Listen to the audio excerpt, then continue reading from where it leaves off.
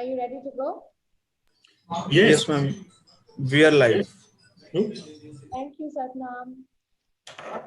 Welcome everybody to the second day of the International Symposium on Crime Studies. Thank you for joining us.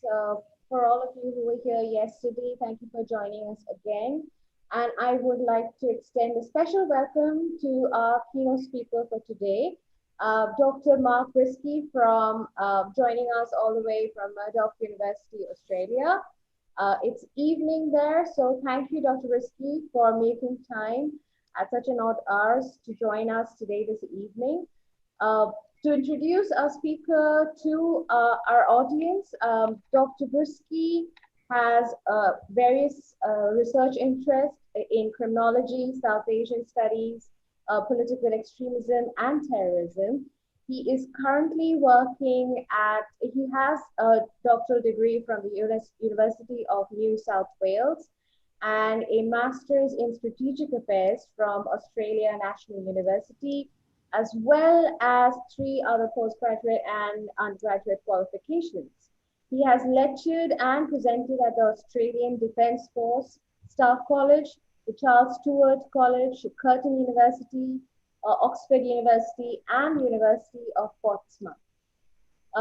Mark has appeared in media in Australia on various channels, as well as the news in the UK, France, and Asia and Japan. Previously, Dr. Brisky was the head of school at the Australian Graduate School of Policing and Security at Charles Stewart University. Apart from managing the graduate school, he's also coordinated blended learning programs for the United Arab Emirates government, the Indian government, and the Chinese government. He has enjoyed an academic and training career for more than 20 years in Commonwealth and state governments on areas of criminal justice, security, and law enforcement. And he's presently the head of the department at Murdoch University. A very warm welcome to you, Dr. Brisky, and we look forward to hearing from you going forward today. Thank you very much, Professor Palumi, and thank you to other colleagues. I regret I was not present yesterday, but thanks also to Professor Sanjeev Sahni. And thanks to all the other colleagues from OP Jindal for this very kind invitation to provide an address today that I hope is both thought-provoking and critical. Earlier in the year, I was privileged to enjoy the hospitality of OP Jindal during a 3-week stay with a group of Australian students at the university. During that time, I was fortunate enough to be present upon the inauguration of the Centre for Criminology and Forensic Studies. And so it's especially pleasing today to be now presenting at this important event coordinated by the Centre. I'm pleased to be speaking to you from Murdoch University, School of Law and Criminology, all the way over the Indian Ocean, on the southern side of the Indian Ocean, here in Perth, Western Australia. So now, is it appropriate for me to begin now, Professor Badra? Sure. Okay, thank you. So today I'll be looking at the emergence of COVID-19 and some of the law and justice challenges it has presented. The emergence of COVID-19 has created unprecedented challenges, perhaps not experienced since the H1N1 influenza pandemic of 1918-1920, which at that time infected 1/3 of the world's population. And for instance, comparatively, if we're looking today, we're looking at very high death rate in the United States at the moment, over 200,000. The H1N1 influenza pandemic, also called the Spanish flu, caused over 660,000 US deaths at that time. So back into the present, since the onset of COVID-19, these challenges have included the emergence of states justifying infringements on human rights and freedoms, ostensibly as public safety responses to the virus, and in some jurisdictions, reinforcing already nascent authoritarian trends. Near concurrent to this has been an increasing public response demonstrating against authoritarianism, institutionalised discrimination, and the arbitrary and excessive use of force by state agencies. And of course, here I'm referring to, which we'll discuss further, is what has occurred as a result in the United States of the murder of George Floyd and what we now know as the Black Lives Matter protest. So I'm looking at how these two concurrent events have intermingled and the implications. So this talk shall discuss the convergence of state overreach during the pandemic, simultaneous with the public denouncement of state violations of rights and freedoms, as well as what remedies and policies must be considered in ameliorating this situation, which we'll look at towards the end of the talk. So, as is custom here in Australia, considering that this is a continent that was colonised by others, before beginning my talk, I firstly wish to pay respects to the elders past, present and future of the Indigenous Whadjuk people of the Noongar Nation within Western Australia and the land that I currently speak to you from and its enduring connection to their past. It is amongst these and other First Nation peoples and the minorities around the globe that we especially hope to see in a position of justice and equality during these COVID pandemic times. So, getting on to the substantive part of my paper.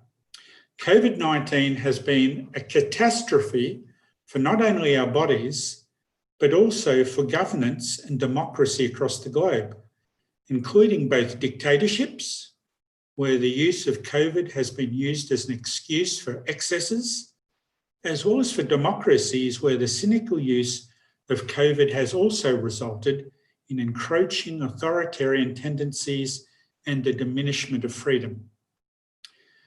For instance, the US-based think tank, which I'm sure many of the attendees here today will be familiar with, Freedom House has nominated, at the last count, 80 states around the world where there has been an erosion of human rights and deterioration in democracy, and argued that COVID-19 has amplified this trend that originally began with the global financial crisis of 2007 to 2008. So how have these erosions occurred? How has it occurred and where and why?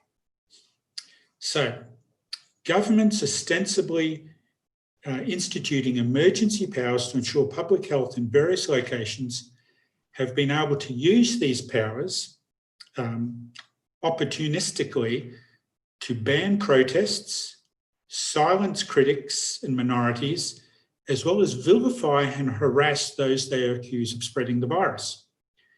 This is not something just occurring in authoritarian and demonised states such as China. It's occurring right here where I speak to you from in Australia. In Australia, for instance, the state of Victoria, or a province, if you like, enacted one of the most prolonged lockdowns known globally during COVID. During this time, both the legal basis of this lockdown, as well as the astounding powers of the Victorian state government to direct human behaviour, became highly contested. Notable images of swarms of Victorian police marauding parks and public spaces in Victoria's capital city, Melbourne, targeting those outside their homes, reminded one almost of those old World War II movies in which people were accosted and asked for their papers by menacing state agents. So particularly harmful footage for the Victoria government included something that if people viewing wish to search or Google it, a particular instance involving a young pregnant mother being handcuffed in her own kitchen and being taken away by a squad of police officers for posting a Facebook message supporting a demonstration against the state powers. This woman was charged with incitement, amazingly. One was left by these images wondering, would they need that many police? And if people have a look at these images, you'll see at least 4 police handcuffing this apparent threat to the state, this pregnant mother. One was left wondering, would they need that many police to storm a house and arrest a bank robber? One was also left wondering, why did the police use this ultimate sanction, this power of arrest, when they could have simply summoned this woman or cautioned this woman to take down the post? Other footage involves similar swarms of Victorian police arresting elderly women in parks, as well as a number of cases of the egregious use of excessive force in arresting persons. These persons are either demonstrating against the lockdown powers, or they were persons who did not understand the complexity of the powers and were arrested anyway. Another disturbing element of the state response in the state of Victoria included a senior Victoria police officer in an authoritarian, almost martinet style of pronouncement, ridiculing those persons who held a different view or arguments or responses to the government's position on the virus. The other concerning aspect of the lockdowns in Victoria and other states in Australia was the destructive use of excessive fines being applied to these people. People infringing these rules were issued fines far in excess of those fines that would normally be issued in a court of law for those committing a substantive crime. These fines were furthermore given to people and destroying persons already struggling to provide economic security. So in an atmosphere where unemployment was rising, in which job, housing and mental health problems were increasing due to the lockdown, these fines only amplified the harm being inflicted on people. Though not eventually instituted, the state of Victoria also at one point considered the use of providing powers to almost any public official to detain people who they suspected of infringing the lockdown. However, this proved too much for the government to move forward with, and this suggestion of persons who were neither health professionals nor police did cause the state government to reconsider this initiative. This ill-considered over-policing and overreach of the state, in the case of Victoria and Australia, is not something limited to Australia, however. Around the globe, we find examples of a continuum of abuse from the mild to the excessive. In Uganda, for instance, in East Africa, it was recently reported that Francis Zake, a member of an opposition political party, distributing food in a COVID-safe social distancing manner, was seized by the police. He was reportedly beaten, had his testicles crushed, sprayed with corrosive chemicals, and illegally detained, with the ruling government claiming that only they could distribute aid during the crisis.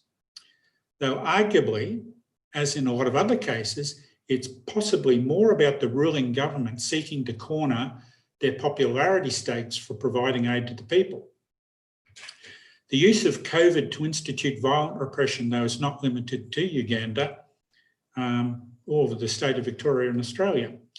Though demonstrations and political infighting always occur, the opportune use of lockdown powers has arguably provided greater scope for the suppression of dissent over either generic justice issues or specific infringements of human rights.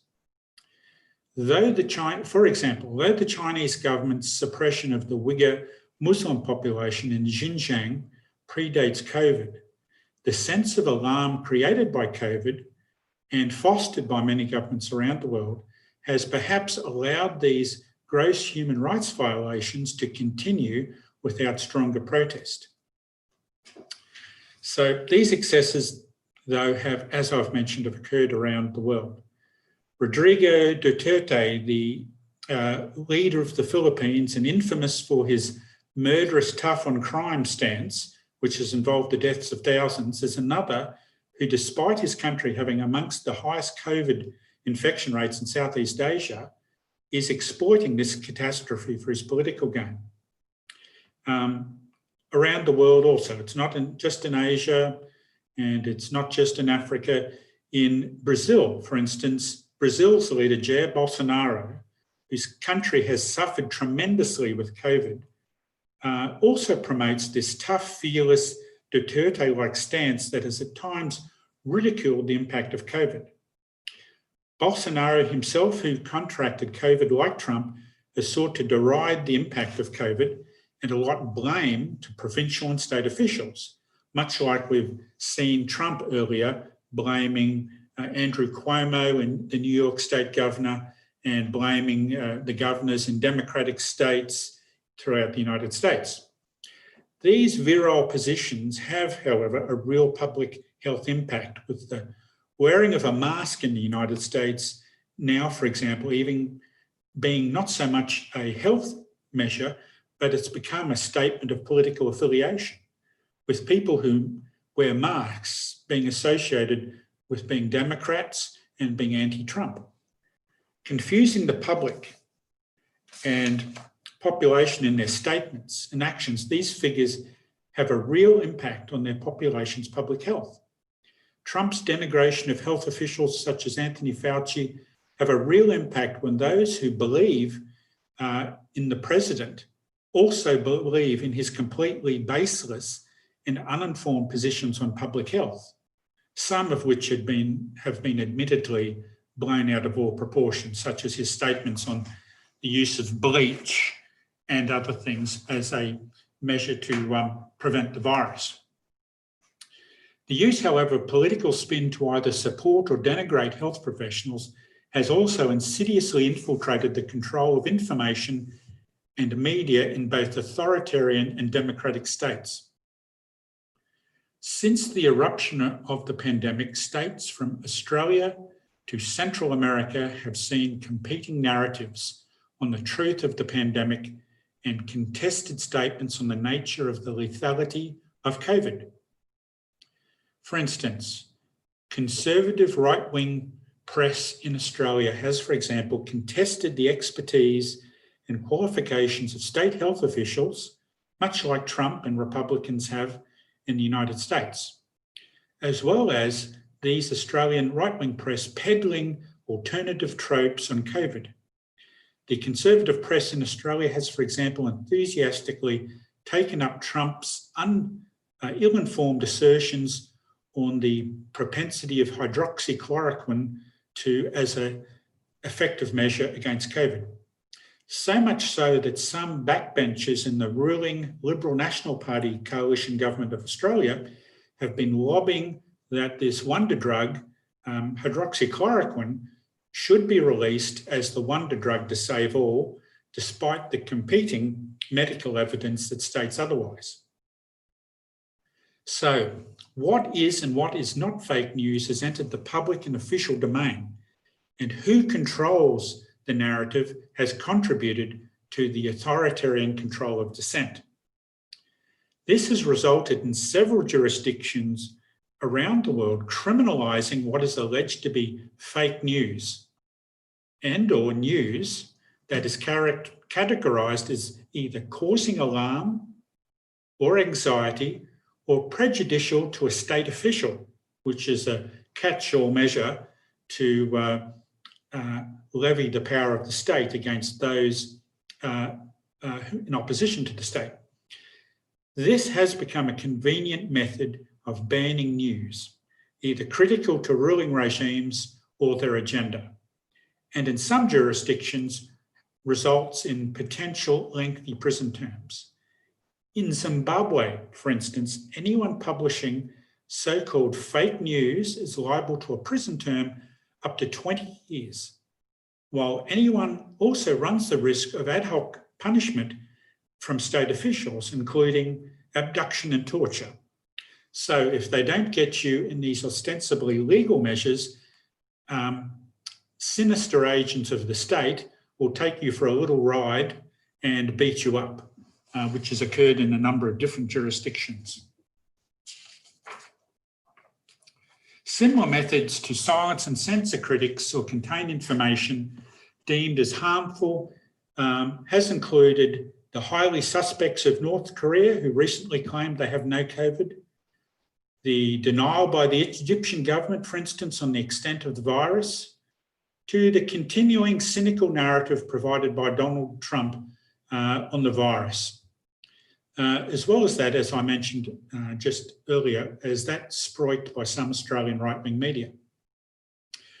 Globally, this has occurred in numerous countries.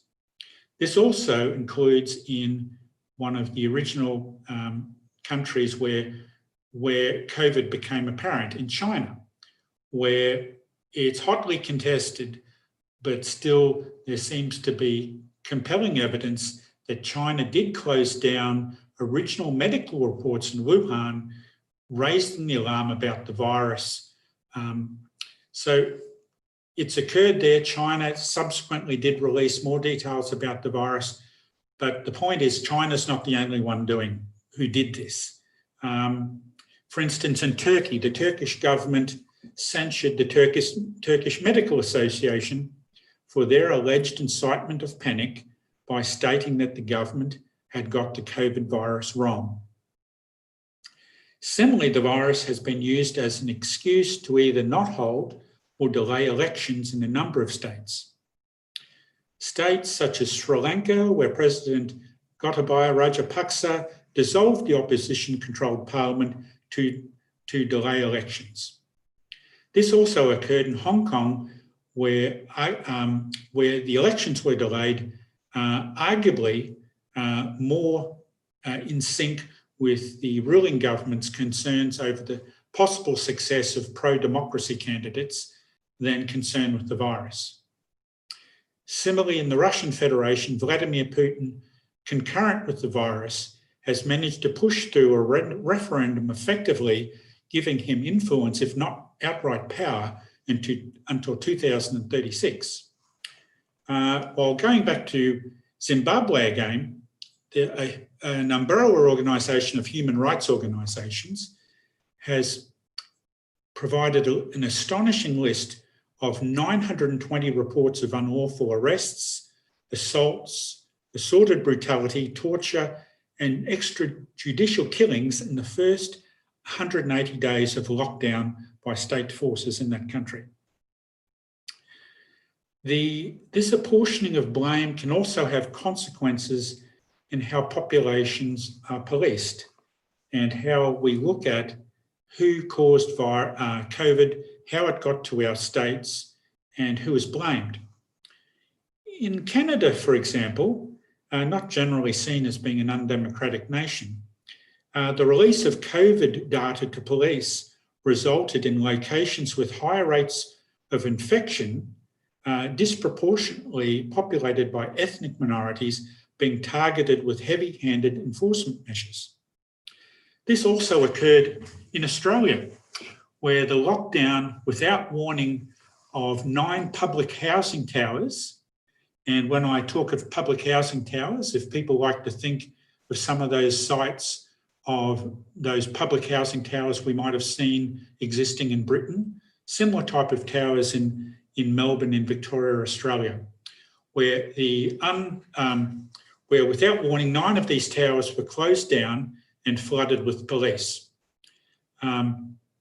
This action was, according to the Melbourne Community Legal Service, as contributing to the re-traumatisation of residents there, many of them refugees with experiences of war, of persecution, and subject to war crimes, and stoked racist community sentiment that further stigmatised an already marginalised group of people staying in these public housing buildings. Similarly, there was a lack of medical treatment for these people, culturally appropriate food, for instance, halal food for the Muslim residents, and also a lack of attention to those suffering from chronic mental health issues, with many residents reporting the screams of their fellow residents' deteriorating mental health echoing through these buildings. The apportioning of blame to minorities has also been a constant during the pandemic, with instances of COVID-related xenophobia, scapegoating and racism, which has been online, as well as constituting verbal and physical assault around the globe. There has been, if you like, a parallel infodemic that's paralleled the pandemic of misinformation and rumours that have spread concurrent with the virus, with people, particularly those of Asian descent, being targeted. While Australia itself needs to perform much better in tracking these incidents, several sources reported increased vilification of especially Asian women in Australia, as well as media reporting on assaults against Asian Australians. Social media grabs and other media reports displayed a disturbing mix of verbal and physical abuse being meted out to Asian Australians in public places and on public transport, and these Asian persons being blamed for the spread of COVID-19. Many of these things did appear on the popular media in Australia, thankfully, and showed the disgraceful actions of two Australians, of their fellow Australians, attacking Asian people in the street or offering them verbal abuse that people have then filmed and uploaded to social media. Of course, the influence of notable state figures around the world cannot be dismissed in regards flaming these racist responses to the COVID virus. We only have to remember that Donald Trump repeatedly refers to COVID as the Chinese virus. We cannot discount how he refers it to the Chinese virus. And indeed, even if we think of the original H1N1 virus in 1918, 1920, it's still called the Spanish influenza. So Trump has persistently called this, for no doubt geostrategic reasons, but also incurred countless harm upon the American Asian population, as well as Asian populations around the globe, including Australia. Similar incidents attributing blame have occurred in Malaysia, where migrant workers have been blamed, in Myanmar, where Muslim Rohingya people have been blamed, in European countries such as Bulgaria, where the Romani population have been blamed, to Turkey, where the gay community have been blamed. In some Eastern European countries, Slovakia and Bulgaria, again, for instance, they have undertaken the heavy policing of the Roma community, or travellers as their name. Historically and prejudicially, they were called gypsy people, where these Roma community have been subjected to mandatory quarantine. Excuse me, I'll have a sip of drink. The selective targeting and stigmatisation of these communities as supposedly being and constituting public health threats has ignited the rise of anti-Roma sentiment in these countries, and clearly has also occurred in Australia, where I talk to you from. Similarly, in Nice, in France, neighbourhoods with primarily ethnic minority populations have been subject to more extended nighttime curfews than other parts of urban Nice. In Hungary, Viktor Orban, the right-wing leader of that country, has been put on record describing the pandemic as a part of a two-front war or invasion of Hungary, with one front being the coronavirus and the other front being migration. Orban links the two and links the spread of the virus with migrants. This is not an unusual statement for Orban, who is on the record for disparaging migrants, Jews, and a whole range of people in previous announcements. In Asia, in Pakistan, for instance, the Shia Hazara community have been scapegoated by the Pakistani government through various discriminatory measures, including the sealing off of Hazara neighbourhoods in Quetta during the lockdown. In Cox's Bazar in Bangladesh, where almost 900,000 Rohingya refugees sought refuge from the violent pogrom against them by the Myanmar government, the imposition of an internet shutdown imposed by the Bangladesh government has enabled rumours to flourish in the absence of readily available, reliable information. Rohingya refugees, for instance, are fearful and avoid the attendance of clinics and flee quarantine because they fear that they shall be sent to isolation facilities away from their families and communities. The other impact of COVID has been what we've seen to different degrees in different countries. Fears during COVID have been amplified with concerns of the use of smart technologies, used as surveillance of communities with fears of the abuse of the information collected by these technologies. Even where it appears the information collection can be justified for reasonably pragmatic public health objectives, there remains a fear of this abuse and an increase in fears of an Orwellian Big Brother surveillance through the use of drones, facial recognition tools, and tracking technology, such as the use of leg bracelets here in Australia for people put in quarantine.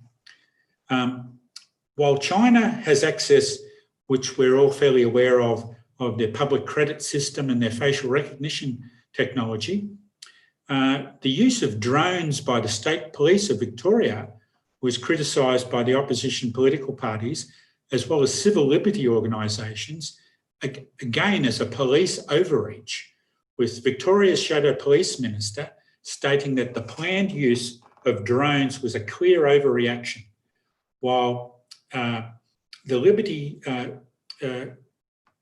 Liberty's spokesperson for Liberty Victoria stated that she was concerned about the breach of people's privacy, that the use of drones over public spaces or indeed people's private spaces increased the police's capacity to monitor people in their everyday lives going about their personal business.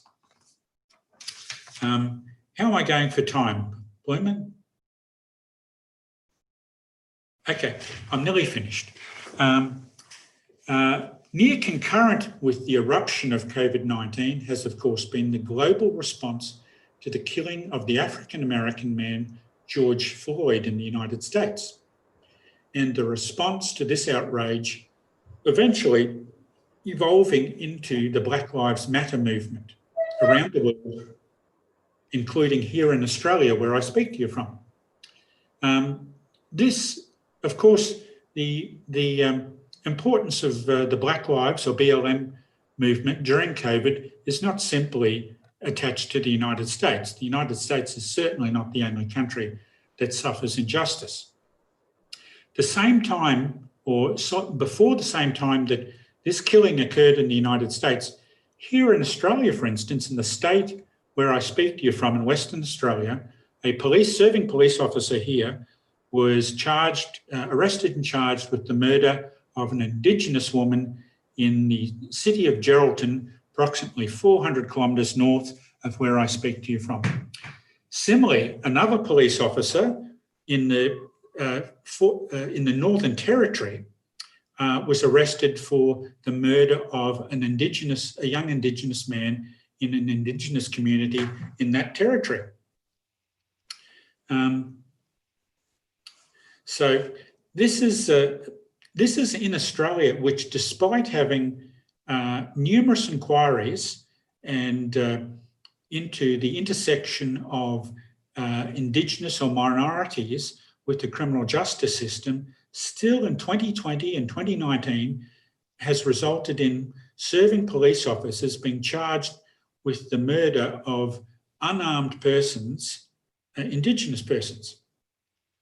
This is despite the holding between 1987 and 1991 of a Royal Commission into Black Deaths in Custody, and the most recent eruption of protests against the injustice to local minority communities, Indigenous communities, has seen a great deal of sympathy in Australia for the BLM movement, and has involved large protests, sit-ins, and other forms of activism to highlight the global iniquities of Indigenous and minority populations at the hands of the criminal justice system and in different governments more generally.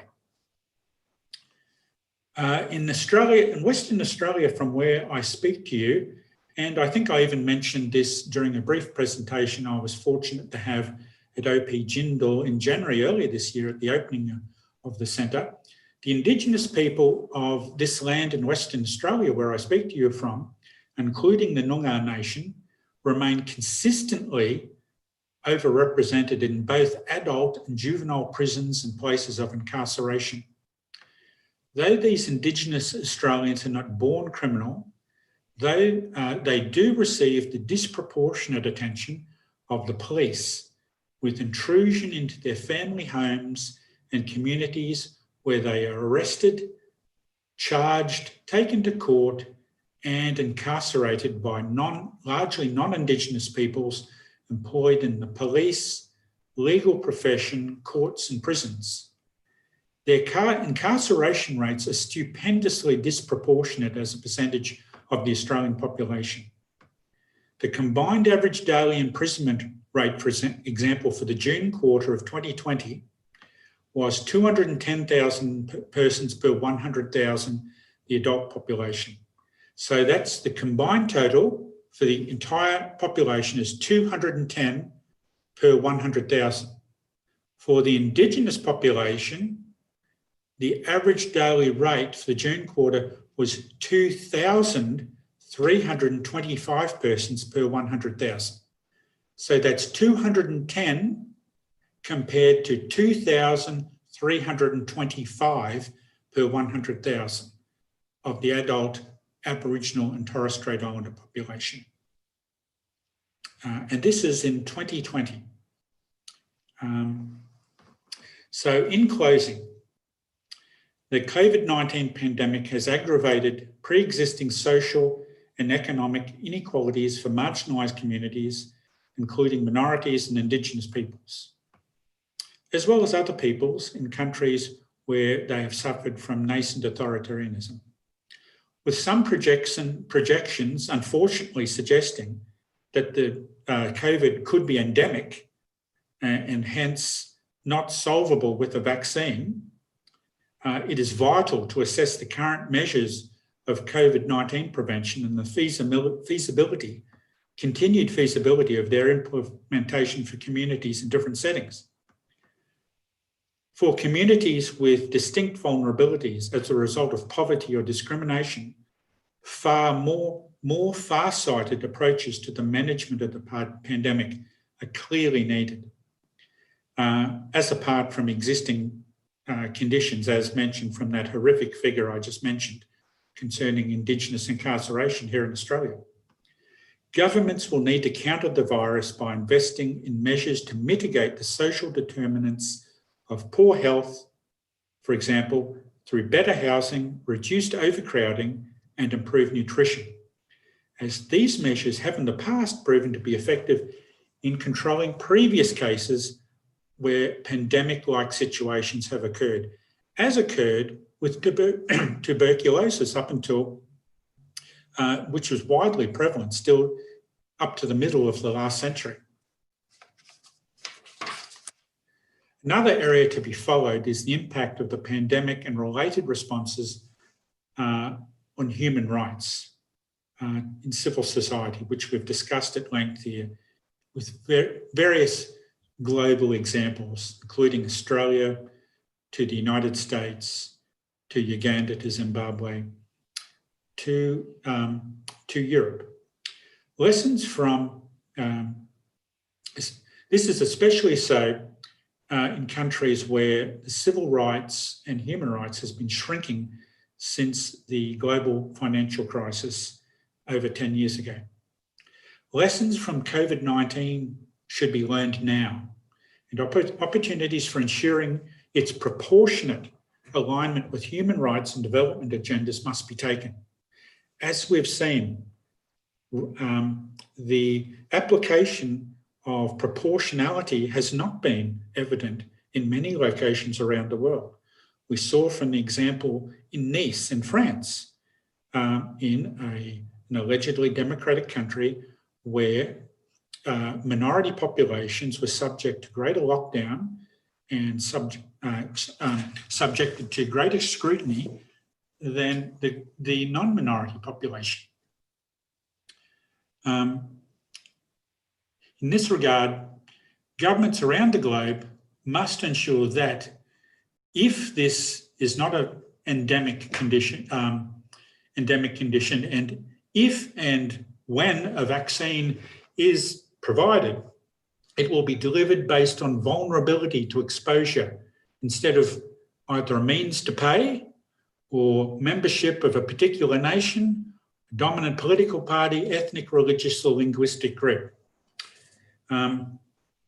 There are good cases in the response to COVID and the fear-mongering that has been evident in many places. For example, while across much of Europe, the United States, Asia, and Australia, the pandemic appears to have accelerated hostile or exclusionary policies towards refugees and migrants, with, for instance, asylum services suspended and hard borders bristling with even more defences against persons than beforehand. As per example of the Hungary I mentioned before, Viktor Orban mentioning his two-pronged war that he was fighting. And one good exception to this has been Portugal, which as far back as March this year announced that migrants in their country would receive the same health services and benefits as permanent residents for the duration of the pandemic. This is a good lesson for many countries, including Australia. Australia needs to learn these lessons, with many international students here having lost their employment in Australia and now suffering dire circumstances because this lack of a safety net to them has been removed, and the Australian government is not providing the remedies that we're providing to Australian nationals. This is clearly unfair when these same international students have, when they've been employed, been contributing tax to the Australian coffers, to the Australian government.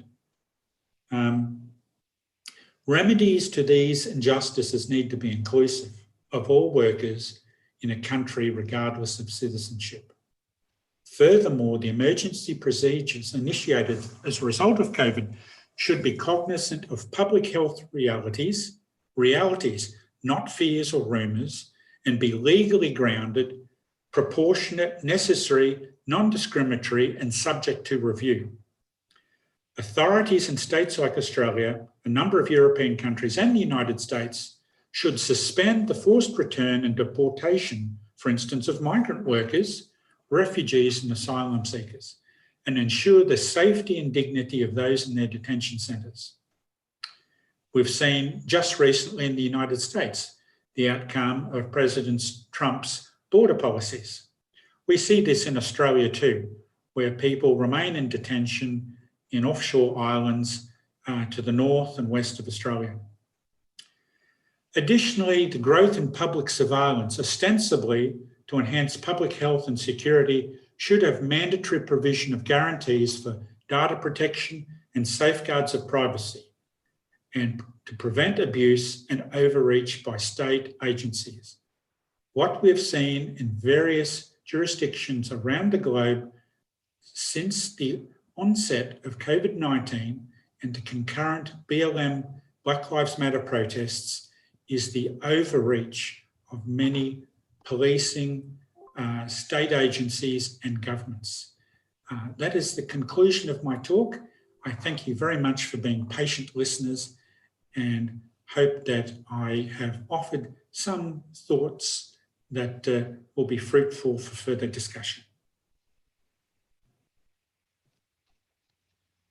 you, Dr. Brisky. This has been very interesting.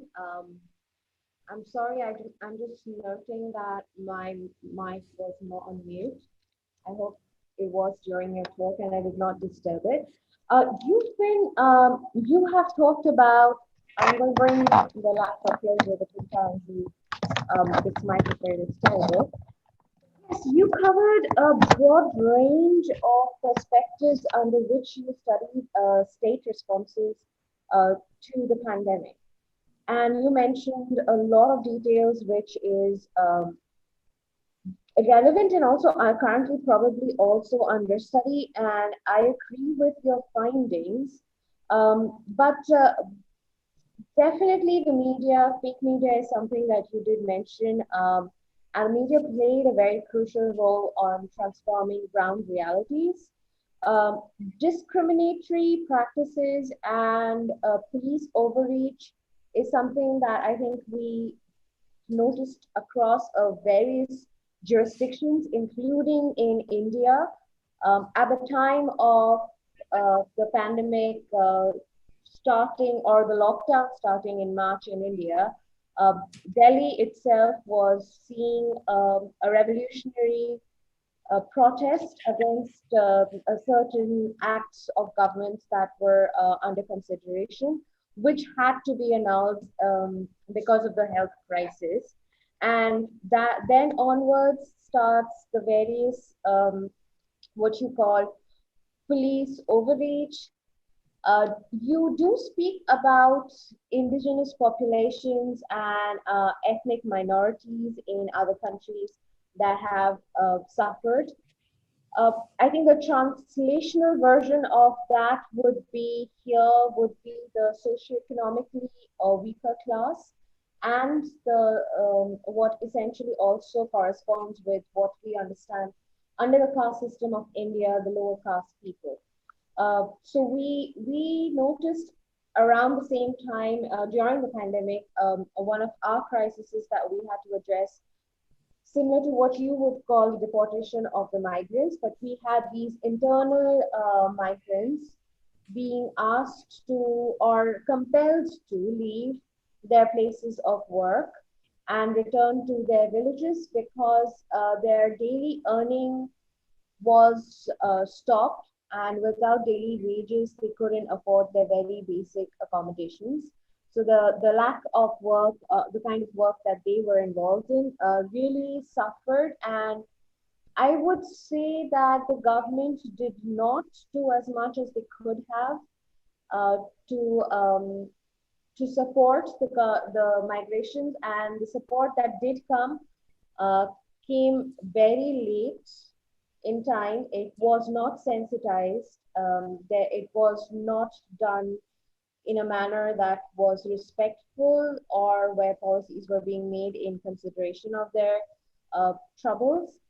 For example, some they were supposed to be given free tickets, train tickets to take them to their home states, but many migrants found out when they reached the railway station that they would have to buy their own tickets.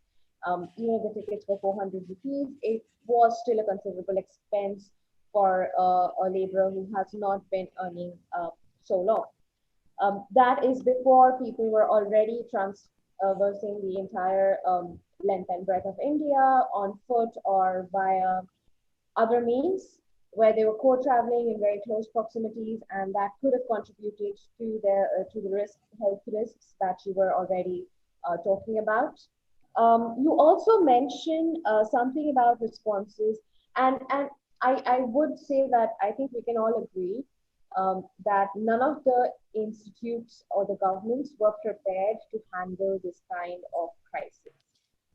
Economically, policy-wise, although all governments do have protocols and that prepare them for such crisis, but I think most of us failed to respond appropriately. Um, America being the stark example that it continues to fail even now. So what role do you think, because I'll go serially according to how I remember you dealt with the talk. You started by talking about misrepresentation of the facts of the severity of the pandemic, and especially the silencing of scientists who spoke or doctors who spoke against that. So how much do you think was it the government trying to control panic situations, which would have probably made stuff more unhandleable?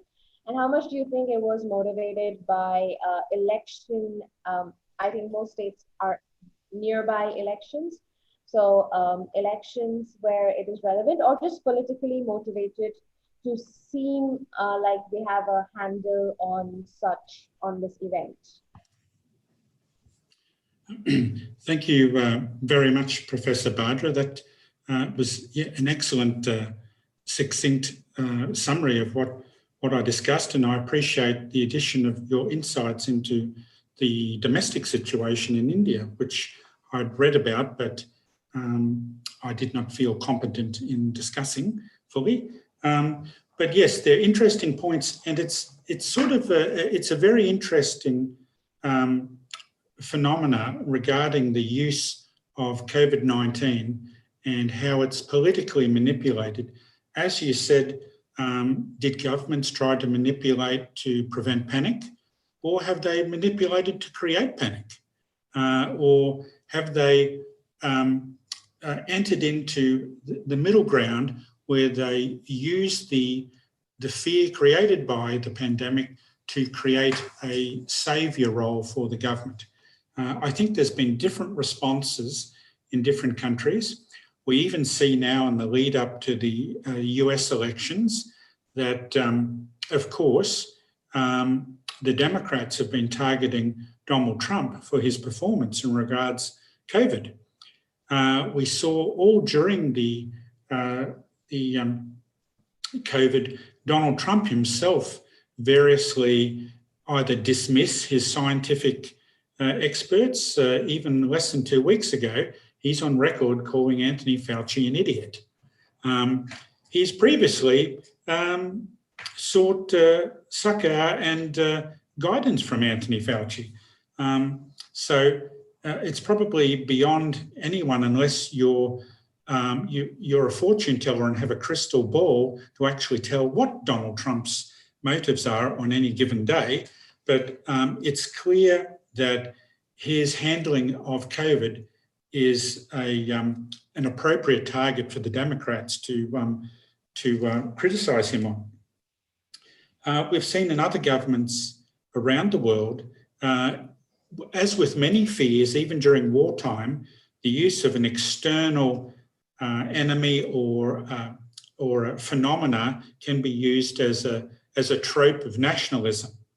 We see that used in Hungary, where Viktor Orban has traditionally, even during the mass migrations from the Middle East and Syria a few years ago, also used this language of we're protecting ourselves against the invader, we're protecting the great Magyar nation of Hungary.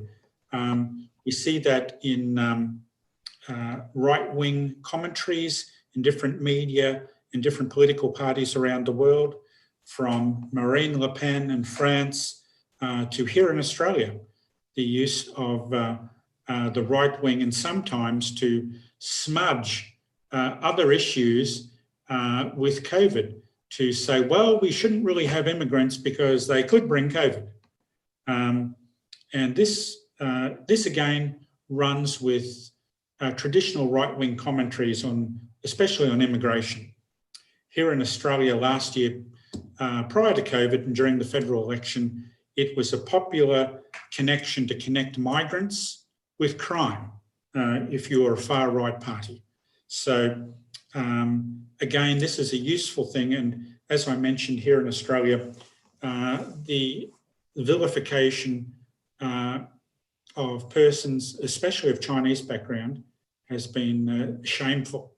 But politicians themselves, the state government of Victoria, which I've referred to at length during my presentation, they would argue that they're protecting the state. they would argue that they're following health advice, yet there's competing health advice stating about the level of lockdown that they have recommended. We have competing medical people stating that it's an overreach of the state. And we have also in Australia, for instance, this use of COVID arguably being used as an election tool. In the northern state of Queensland this coming weekend, there is an election. The incumbent Labor or Left Party has has lobbied the public that they should be given another mandate to rule based on their COVID response, which is basically to lock down the state. Whereas the Conservative opposition have said, well, this is wrong, you've destroyed jobs, you've ruined the economy. So you have different uses of COVID for political purposes to either sometimes promote agendas on the left and sometimes agendas on the right. So it seems to be a remarkably pliable tool to use. But going back to your point about opportunity and the measured response to this, what we haven't seen in many jurisdictions is a meeting of these two sides of consideration of COVID. And this is something that will have to occur if there is no vaccine for COVID. There's got to be more clever solutions that are applied that take the public along with the decision making, that are neither overly right or overly left, but are something that are sage and prudent, that are public health oriented, and as much as possible that prevent the destruction of lives, be it economic, health-wise, physical health from COVID, mental health, as well as something that doesn't promote racism or intolerance of minorities. Actually, that brings me to a very interesting question by Mohit Gupta, which I will summarize and paraphrase, that we have highlighted certain discriminatory practices. We are studying the same in India with regards to the caste and socioeconomic system, the discrimination between that. And you mentioned Black Lives Matter and the George Floyd incident, which obviously police racism against Black people has been a problem since God knows when. But that just the George Floyd incident enraged in a way that no other previous Black death had been able to. So Mohit Gupta's question is that the power that has been now given to the government and to certain, let's just blankly call it people in power, positions in power. Do you think that is causing discriminatory practices in the way the COVID situation is being handled? Or do you think it is enforcing and influencing the stereotypes and prejudices that were always present in these systems? Is it just bringing that more starkly to the fore? Yes, that's a very good question, and I greatly appreciate its depth and insight. Yes, it's right that the George Floyd incident has been remarkable. One of the remarkable things, of course, was that it was captured on film. And I don't think something like that has been so explicitly captured and so graphically showing the police officer kneeling on this poor man's head, and this man at the same time telling the police, this police officer with his hands in his pockets, with his knee on the person's neck, and this person saying, "I can't breathe," nonchalantly standing there. So it's enraged people, especially initially African-American people. because as we all know, one of the leading causes of death, unfortunately for young African-American men, is a violent death.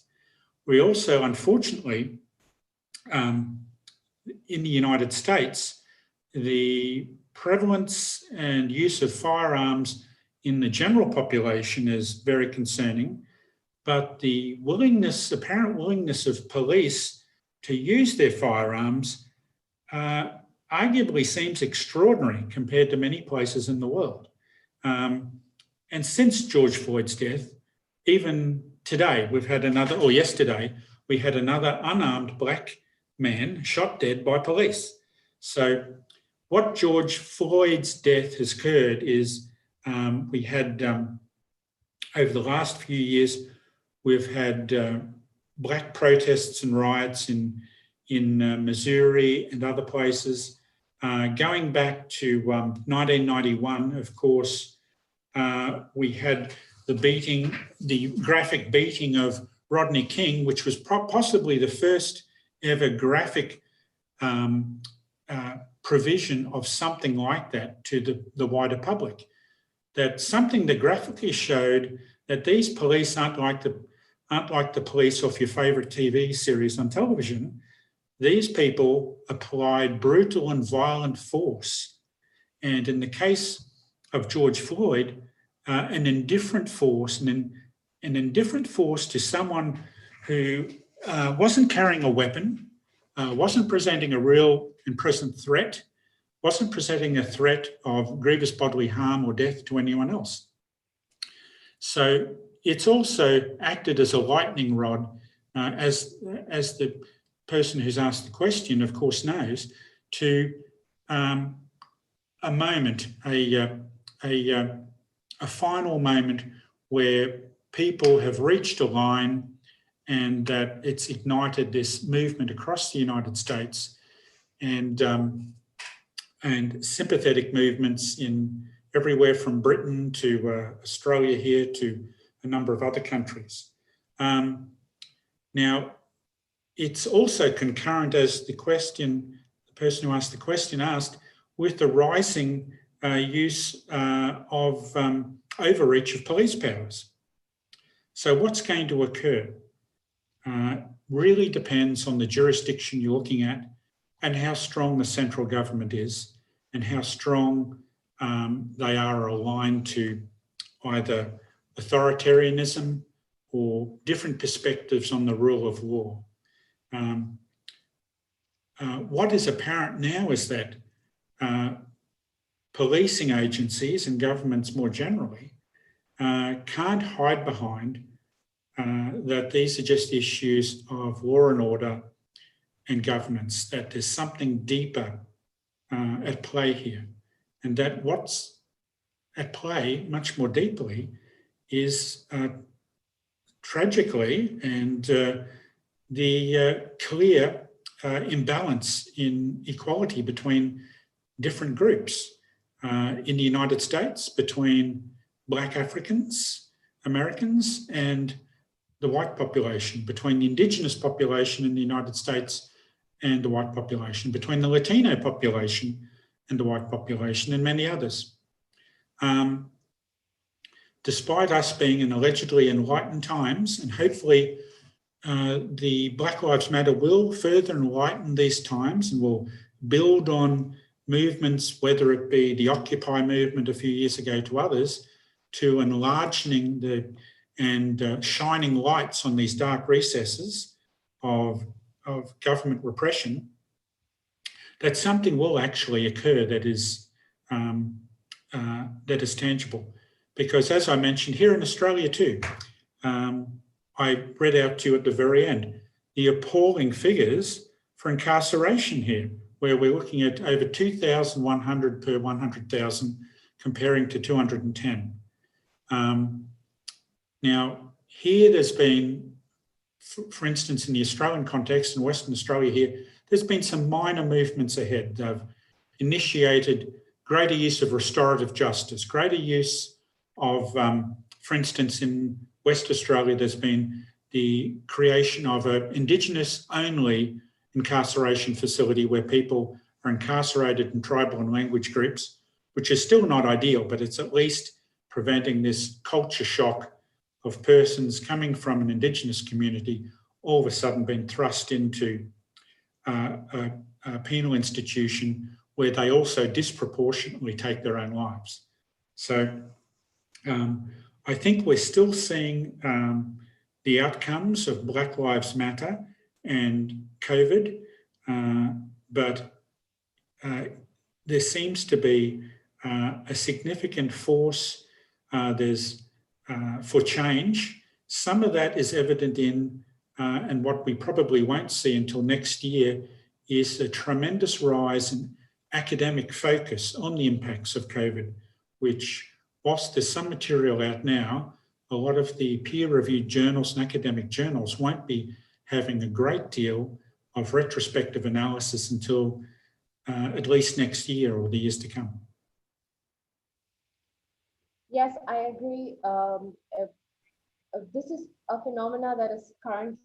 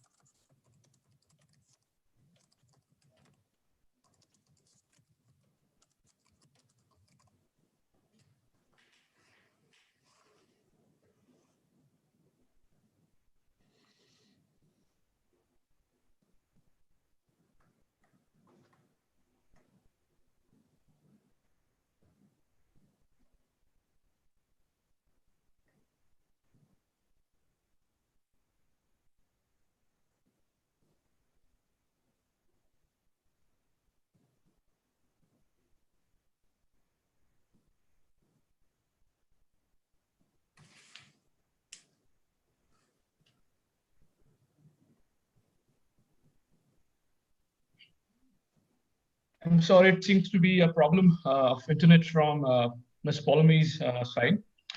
I'm another co-host. I'm also from Jindal Institute of Behavioral Sciences. I think, hold on a second, please. Okay, thank you.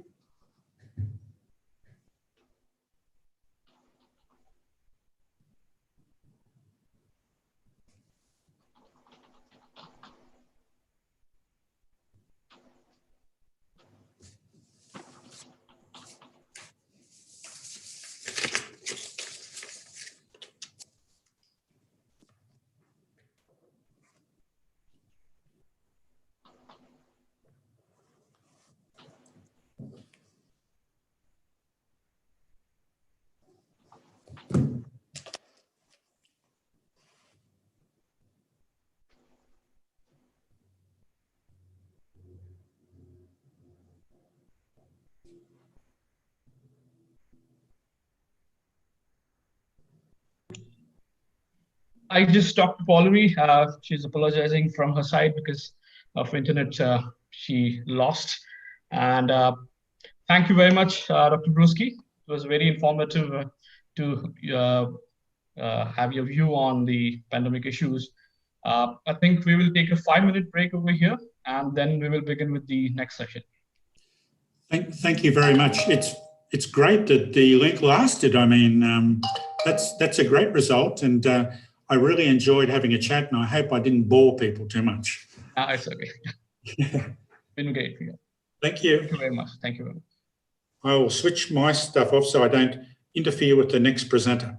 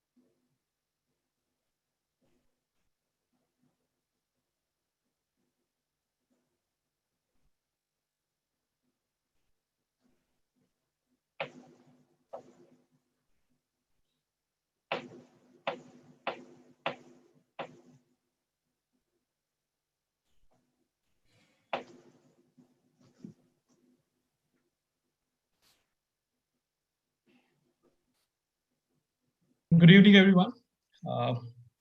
My apologies for the sudden disappearance. I think we are facing an internet issue over here, and Ptolemy also faced that. Because of that, he had to exit.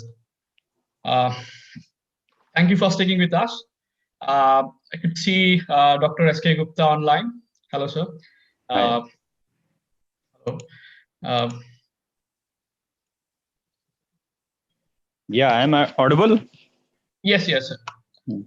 Also see Dr. Anish online. Hi, how are you? Welcome, I'm good. How are you? Good, good.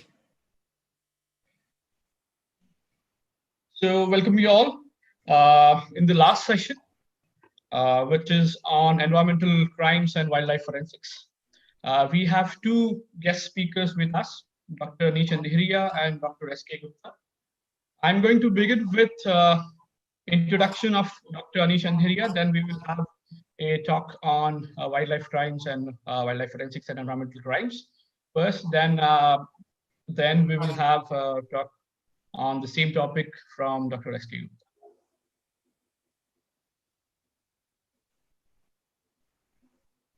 I think Ptolemy is back finally. Yeah, hello, Ptolemy.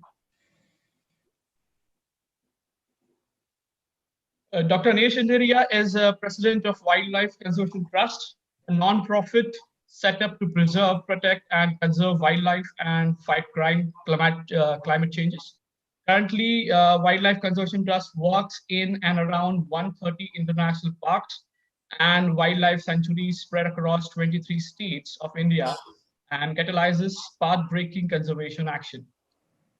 He is a member of both the Maharashtra State Board of Wildlife and the first State Expert Appraisal Committee for projects related to industries, mining, and irrigation in Maharashtra. He is also a member of a steering committee of Madhya Pradesh Tiger Conservation Foundation. He has been awarded prestigious Carl Zeiss Conservation Award 2008. He is a fellow of LEAD, an international leadership program on environmental and developmental spread across 80 countries. He has helped to set up Pits for Tigers, a nationwide conservation education program in 2000. The program is in its 17th year and reaches out to nearly 250,000 students, school children. After completing his PhD from Indian Institute of Chemical Technology, Mumbai, he went on to pursue masters in wildlife biology and conservation from National Center for Biological Sciences, which is in Bengaluru. He is a large carnivore specialist with immense knowledge on predator-prey relationship. A wildlife photographer of repute, he has photographed some of the most remote wildlife reserves of India. His love affair with the camera began in 1994 and continues to be fired by his awe and passion for nature. His collection over 3 lakh images serves as a veritable archival record of the wildlife and wilderness of India. His images have been widely used in national and international publications. He has co-authored 2 books on Indian wildlife and has contributed to several other books and publications, including scientific papers. He is a trustee of the Conservation Wildland Trust and Climate Reality. He is also on the advisory board of Nature's Jambure, an organization started to promote traditional art from and artisans. A natural communicator, he is one of the India's leading motivational speaker and has introduced thousands of young people to the joys of nature and the rationale for nature conservation. Welcome, Dr. Anish. Thank you. It's a privilege to see you over here.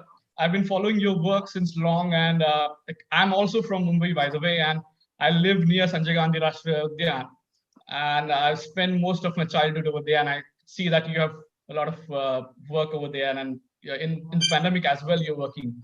It's quite nice here. Over to you. Okay, sorry. So I would, I have a presentation, so I hope I have the, I can share my screen. Can I? Yes, of course. Okay, yes, fine. So before we go there, I'm happy that I'm getting the opportunity to speak to so many interested young minds. And I understand the kind of mental stresses they must be going through thanks to COVID. It's the I mean, it's the most hit constituency today. It snatched away the beauty of going to classrooms, meeting people in person, and adding fuel to their inherently inquisitive nature. But this is the second best opportunity, and I'm glad that people have time now, and therefore a lot of webinars have replaced classroom teaching, which is also in a way somewhere adding a lot of variety to it. So I will divide my talk into two sections. One is to set a background as to why wildlife law enforcement, of which forensics is a part, so important in a country like India. We keep talking about economic growth. We keep talking about security, land, water, soil security. However, we don't realize that unless we have our natural ecosystems in shape, we will not be able to sustain 1.35 billion people. And if you look at the evolution in terms of conservation, till about 1970s, hunting was not prohibited, which means wildlife was indiscriminately hunted either for sport or for pot or for trophy. In 1972, the Wildlife Protection Act came into being. I'll talk about that act in slight detail later on. But because of the act, I can sit here in the 21st century and talk to you about large mammals and secured landscapes. Prior to that, India lost a lot of forests at a very fast rate. And the existing forests were empty. But because of protection, which means the law and the enactment of the act, two acts which are extremely important for conservation of natural systems. One is the Wildlife Protection Act of 1972, and the other one is the Forest Conservation Act of 1980. And these two acts together have allowed us to secure our ecosystems, which in turn has allowed a 1.35 billion human population to survive without high degree of conflict.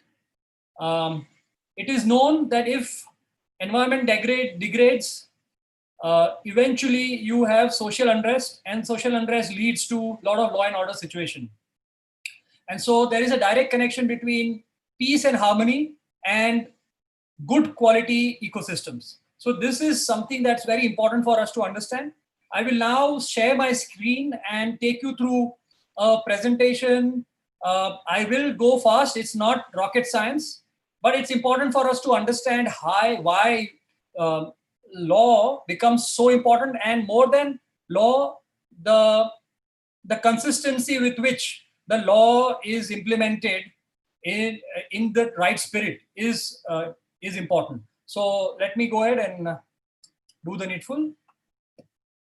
Do let me know as soon as you see the screen.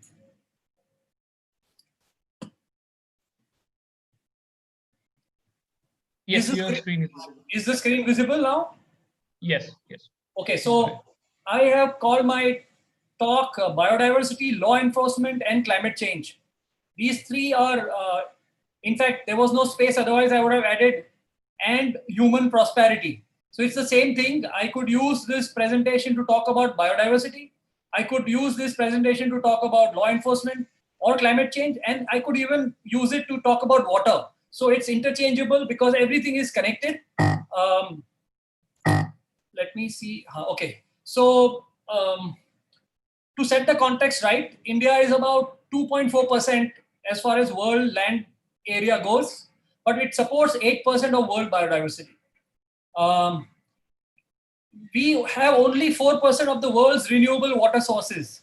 By water resources, which is renewable, I mean river systems, lakes, ice, and so on and so forth. So if you add all of it together, we have only about 4% of the world renewable water resource, and we are home to 18% of the world population, which means that we have a job at hand, because we are very, very densely populated, but we don't have enough natural renewable water resources. Where does the water come from? Many people think that water comes when ice melts, and people look at the Himalayas and hold Himalayas as the mountains which are responsible for the water that flows largely in North India. However, many of those rivers originate up in the Himalayas, but 90% or at least about 80-85% of all the water that flows in the Ganges, in Brahmaputra, in Indus, in many of these big rivers, Bias and so on and so forth, come from forests. So the ice melt constitutes about 10 to 15% of all water that flows in that water. The remaining water comes from the precipitation that happens because of the forests. So when you talk of stability, you talk of water, you talk of agriculture, you cannot ignore forests. US $1.7 trillion is the net worth of India's forests, which is more than the GDP of Russia or Canada.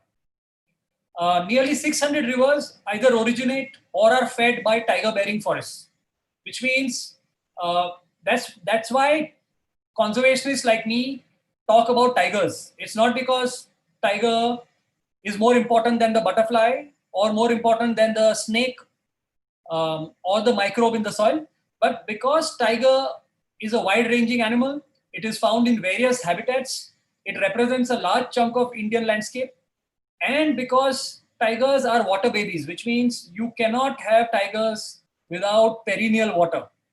If you see Nat Geo, if you see Discovery, you will know that no other cat other than the jaguar and the tiger loves the water. They all try to stay away from the water. If at all they have to cross the water, it is with great pain that they do so. But tigers and jaguars obviously are more amphibious than tigers. They are found in South America and part of southern North America as well. But they hunt in the water. But tigers are terrestrial. However, they're closely connected and linked to water. And that's why they become a symbol for conservation in tropical countries like India, Nepal, Bhutan, Bangladesh, Thailand, Malaysia, and so many other countries which are found either in South or Southeast Asia. In India, 600 rivers are either originating or are fed by tiger-bearing forests. So if you want to protect tigers, you have to protect those forests. And by protecting the forests, you automatically protect water. And you should know that large proportion of our population are agrarian, which means they're dependent on surface water. And forest itself, other than the water it gives and the oxygen it gives, provides nearly 40% of India's energy and 30% of fodder needs. Fodder needs because India has more than 1 billion livestock, cattle, goat, sheep, and so on and so forth. It's more than, I think, the human population. And 30% of their fodder need comes from the forest. And 40% of India's energy needs. By energy need, I mean nearly 300 million people. Remember, 300 million people are dependent on forests for something or the other for daily subsistence. Most of them do depend on fuel wood for cooking and water heating. Studies, however, and then people, a lot of people say when we talk of development, they really feel that forest is actually of no use because all the wealth that you're talking is locked in the forest. People and the governments are generally happy when you mine in the forest or you find some minerals or coal under the forests. And they think that that is far more valuable or rather invaluable compared to the forest. But research has shown, based on the ecosystem services, which means the type of ecosystem benefits we get from the forest. It is not just like we studied in school, wood, rubber, silk, and so on and so forth.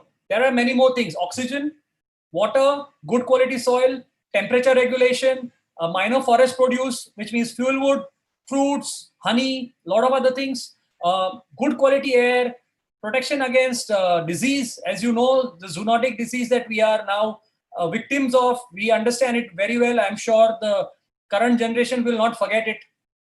Many people who are in their 80s and 90s have not seen something like this. So it's one in a lifetime, but the cause of this kind of pandemic is largely because of forest degradation and illegal trade in wildlife. So if you count the amount of money that the government in India is currently putting in protection and the returns in terms of ecosystem services, then it is 1 rupee of investment giving back up to 530 rupees. There is no business on this planet that can give you this kind of profits at the end of it. So it is low in investment, but very high in return. There is a crisis not only in India, but across the planet. We have to understand that whatever is happening in India is merely a subset of what is happening across the planet. In fact, India's track record in protecting forests and wildlife is much better than many other developed countries. So we must be happy to know that India has done exceedingly well in the last 15-20 years. So what is the world population now? It is 3 times what it used to be 70 years ago. And the demand for water has increased 6-fold. And I told you the connection, umbilical cord between forest and water. So the need has gone up 6 times. But the water that the forest can store has remained the same, because in fact it has gone down because the forest has got degraded.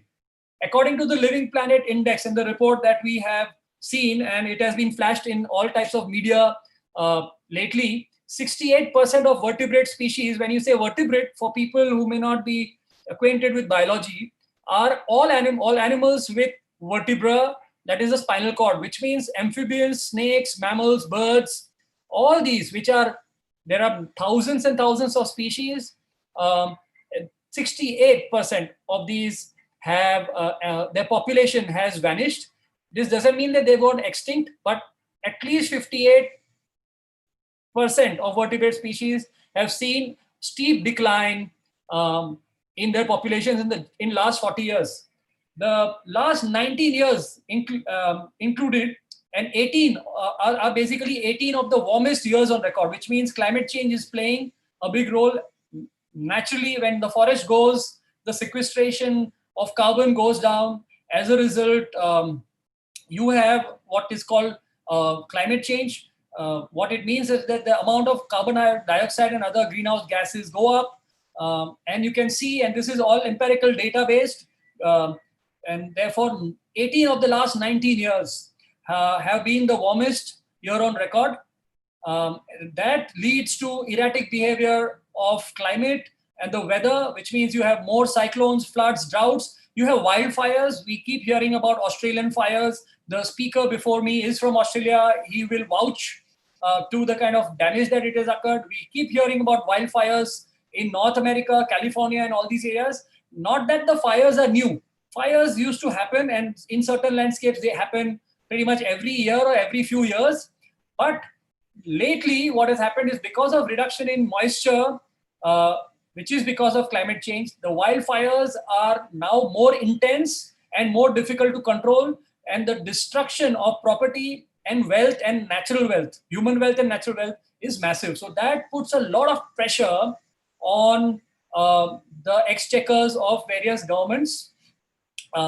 Nearly US $320 billion is the losses just in 2017 alone. So when we keep talking about GDPs, we have to understand that natural calamity, especially because of climate change, is a huge dampener when it comes to economy of this planet. So when we talk of wildlife, when we talk of forests, we are not talking about non-human aspects only. Human beings are dependent on the forest in a big way, and that can be seen from the cost that the governments are paying increasingly because of natural disaster. We see in India, there were flash floods in Uttarakhand a few years ago. There was Kerala floods last year, and we have so many severe floods or drought conditions in the country as well. If business as usual continues, over 140 million climate migrants are seeing us in the eye by 2030. You can imagine we are looking at 14 crore people who will be forced to migrate because they either cannot earn livelihood or the places they live have water which is very, very contaminated. And you see that the number of failing states has only gone up, which means that a lot of nefarious activities, even the terrorism that you see today, is in a way manifestation of environment degradation. So there is a direct connection between climate change, that is forest depletion, biodiversity loss, climate change, and terrorism as well. And there are a lot of studies that prove that. Then we also know that in just 2017, and this is the pre-fire era, which means the Australian fires and currently the raging fires that are going on in Brazil had not even happened. At that point, 16 million hectares of trees were lost in the tropics alone, which is equivalent to the size of Bangladesh. And since then, we have had massive fires in big continents. So the loss in terms of cover, tree cover, is much more than this. For people to understand, if they don't understand hectares, 100 hectares is 1 square kilometer. So you can imagine what 16 million hectare is. Just remove 2 zeros from there. That many square kilometers of forests were lost in 1 year.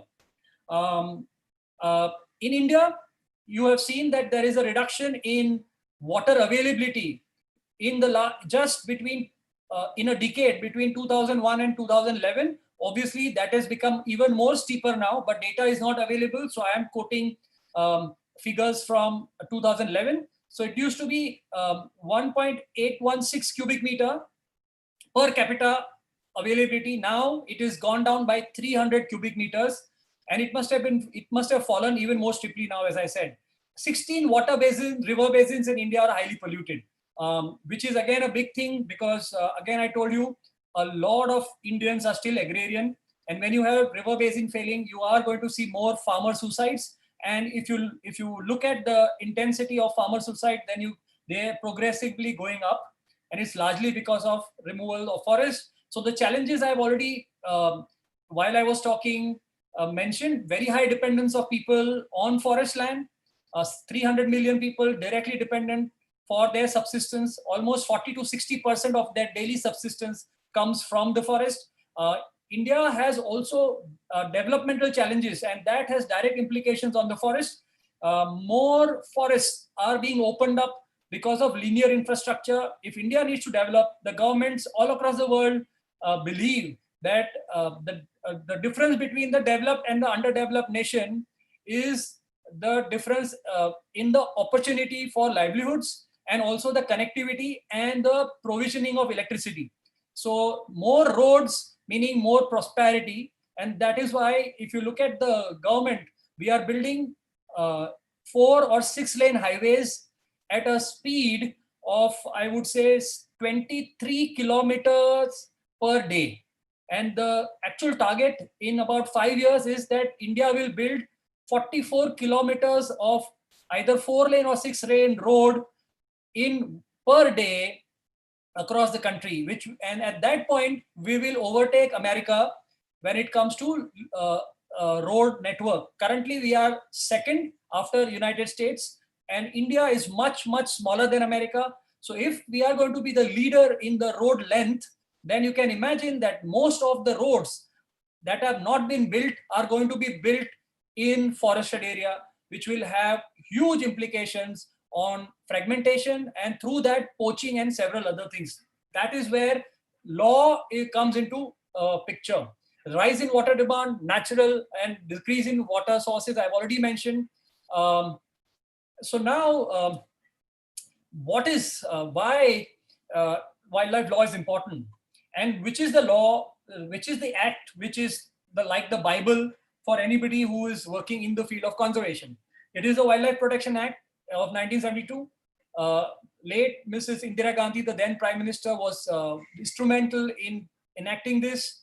And it's a very, very well-written act, although a lot of it is archaic now, but it has 7 chapters, 66 sections, and there are 6 schedules. The power lies, it's on the concurrent list. The Ministry of Environment, Forest and Climate Change is responsible to enforce this. The National Tiger Conservation Authority, of which I am a committee member, is somebody that governs the management of tiger reserves in India. There are 50 tiger reserves in India. The Wildlife Crime Control Bureau is set up again in Delhi. And then there are various other Project Tiger, Project Elephant, and the State Forest Department. All of these put together are responsible to make sure that the act is stringently followed on the ground. There are many things here, and the act is available online. So I'm not going to go into great detail for paucity of time, but there are many, many simple definitions. If you can run through these, you will understand that even many amongst you may make mistakes in categorizing these. So for instance, when somebody looks at an egg, the egg is also considered as an animal. So when you catch a criminal and you are filing a case under a certain section, if you don't know the act well, or if you don't use the various sections that are given in the act properly, the case is not watertight, and because of that, the offender can easily get out on bail. As a result, the conviction rates despite this strong act, the conviction rate, unfortunately, in the case of wildlife crime is less than 5%, which means despite the quality of this act, we are not able to use the act as a deterrent for crime against wildlife. It's very important to understand that the Act has 6 schedules. The number 1 schedule is where these are species which are extremely endangered. They cannot be hunted by people unless it is proven that they are a threat to wildlife. The best example is the tiger, the snow leopard, the elephant. Several species fall under Schedule 1. Trade is prohibited. Then Schedule 2, Part 1, again, they cannot be hunted unless they are a threat. And Part 2, the animals that are in Schedule 2, Part 2 are pretty much, think of them as Schedule 1. So a jackal, which is not in Schedule 1 because it's not endangered. However, it is in Schedule 2, Part 2. And by being there, if somebody hunts down a jackal, you can get jailed for 7 years. That is very important for people to understand. A lot of people and the practitioners themselves don't understand the act very well. And so on and so forth. You also have the Schedule 5 has animals declared as vermin. And these animals obviously can be hunted, but obviously permissions have to be taken in certain species. And then the Schedule 6 specifies plants and various other things. It's very, I mean, you should read through the act. It's not very time consuming. There are several sections which are important. I'm not going to go through all of them, but I insist that people who are interested should definitely go online and look at these things. And there are several provisions made to kind of make this act watertight.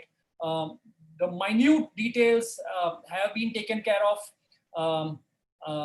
And so I do insist that you go and look at the things there. What are the penalties then? So as I told you, up from between 3 to 7 years of jail, if you are looking at offenses inside the core area of a tiger reserve or a national park. Tiger reserve is treated slightly differently. The fine values I've put here, it can go all the way up to 2 lakhs. However, in certain cases, a fine all the way up to 50 lakhs have been charged for offenders. when there is hunting inside a national park against species which are under Schedule 1 and Part 2, you can see that obviously the fine goes down and the number of years also goes down, but it is considered as a severe offense, and offense against Schedule 3 and 4 is mentioned below there. So there is enough and more provision if the right sections are applied to make the Wildlife Protection Act very effective on the ground. What are the hard facts, however, that there is so much of wildlife in India? I said there are so many threats, and the interconnectedness between climate change, forests, water, humans, biodiversity, all that. India is a developing nation, lot of poverty, lot of inequity. Obviously, livelihood is a big problem, and therefore, at the slightest opportunity, wildlife is targeted for making small monies. Very few organized criminals you have here. There is organized crime in those species which fetch very good price in the international market. In India, thanks to the Wildlife Protection Act, all kinds of hunting is banned. You cannot even buy tiger nail or a whisker of a tiger. For that matter, any animal that is Schedule 1 or any of those schedules, you cannot keep them in your house as pets. So the rules are very strong. People who had these with them, either through legacy or as gifts, prior to a certain year, had to declare all those items that they had, and they obviously have got a certificate now, so they can continue to have it. But after that cutoff year, if you can't prove that what you have was either given to you as inheritance, you will still invite huge amount of fines. Despite that, poaching is rampant in areas which are outside forest area. You have to understand that on paper, we are 21% forests. That's what, if you look at any government paper, they will say India is 1/5 of India is under forest. However, in reality, only 5% of India, which means 25% of all that is classified as forest is well protected. That is either national park, sanctuary, conservation reserve, or community reserve. The remaining 75% of forest is either plantation, extremely degraded reserve, or territorial forests. And it is those areas, which means nearly 75% of forest area, that houses millions of people, is where poaching is rampant. Inside protected areas, animals and plants are relatively more secure. But as you can see, nearly 2/3 of, not actually 3/4 of all our forests are actually open to easy pilferage. And when I talk of forest, remember,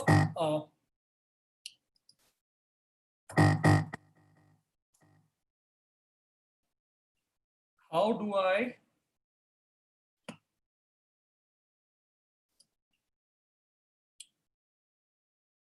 just hold on?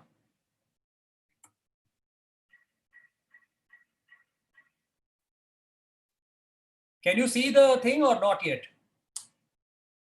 No. Okay, I'll have to share again. Yes, you have to share it. Now? Yes, it is visible now. Wait, I'll have to. Could you put it on slideshow? Yeah, now we can see the expanded. Okay, so I spoke about the zoonotic transmission. We all know how coronaviruses spread.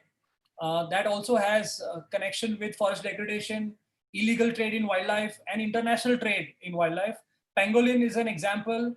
Pangolin was considered as a carrier, and there is huge amount of pangolin trade across the planet. And this animal was not even endangered 15 years ago. Currently, it is critically endangered. People believe that so we have lost 95 to 97% of all pangolins in just last decade or so. Huge amount of trafficking happens, nearly 120 tons of, this is just a figure from the seizures. We don't even know And this is just 5 years between 2010 and 15. We don't even know how much of it escaped the eyes of the customs and various other authorities. So this is just the tip of the iceberg. And a pangolin is a animal which is about 8 to 9 kgs in weight, and the scales on the body of the pangolin, if that pangolin is killed and the scales are removed, the scales will weigh somewhere between 1 kg to 1.5 kgs. So when you talk of 120,000 kgs, you are looking at 120,000 animals. And these pangolin, most of you may not have ever seen in your life. It's a nocturnal animal. It is burrowing. All I'm saying is, in the last decade or decades before that, tigers, ivory, and several other things were booming, the trade in those species.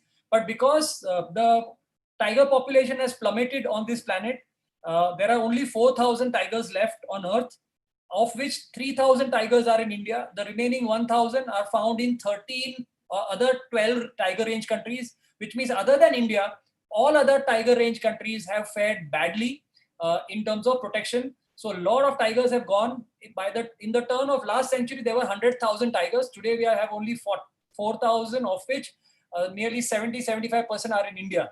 But because it is difficult to find a tiger in the jungle, they have created a myth around the scale of the pangolin, which is nothing but your keratin, which is like your hair or your nail.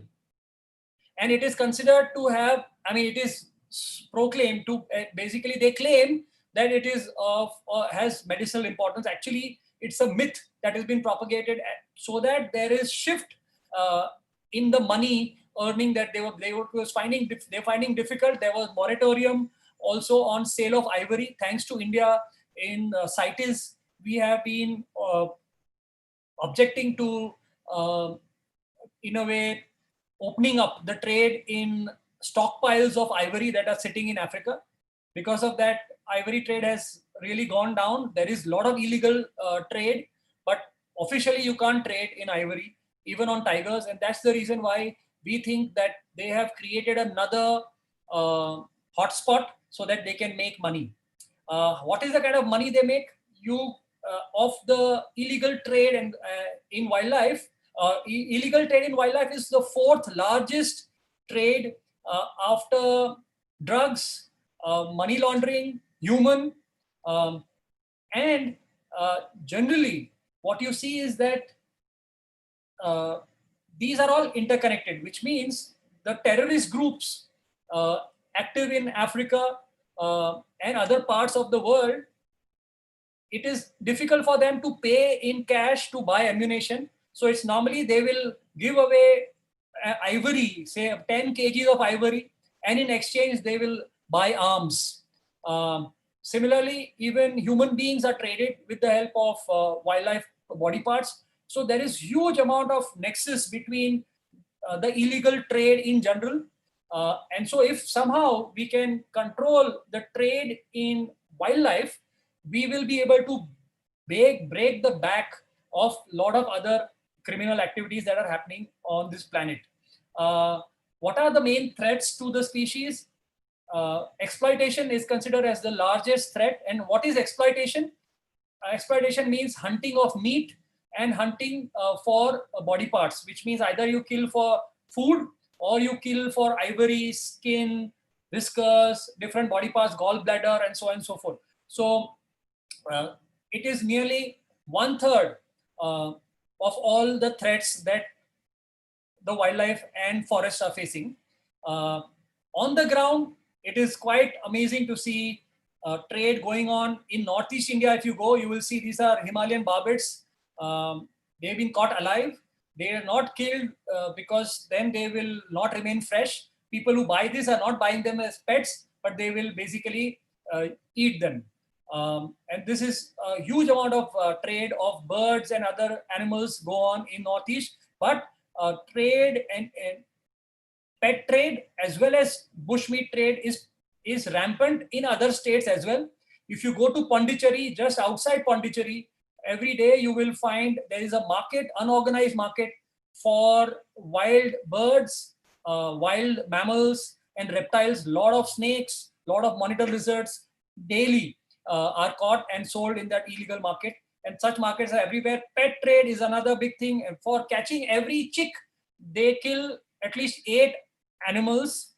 That's on an average, and this is being sold within the country. And there is a huge trade of iconic species internationally as well. So and that's where the laws come into picture. The CITES, basically, which is a consortium of several countries, they have decided to curb trade in endangered species, because a gorilla or a chimpanzee, or for that matter a mountain lion, is not protected by law in India. Which means if I was caught with a gorilla, they will not find any ways of putting me behind bars. So the status of these species have to go up globally, and they have to be recognized in other countries. We are not yet there, and that is why even as I speak today in India, there are a lot of people who are buying pygmy marmosets, small primates from South America, orangutans and several other species in India. You will not know, but there is a whole community of rich people who are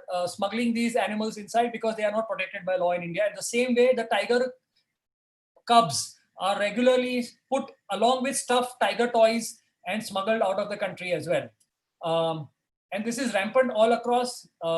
It is also obviously for subsistence. A lot of species are being eaten by people so that they can survive. This is a traditional thing. It used to be sustainable in the past, but now this is a small Indian civet and there are squirrels. This is just one morning's catch, but such things go on very rampant.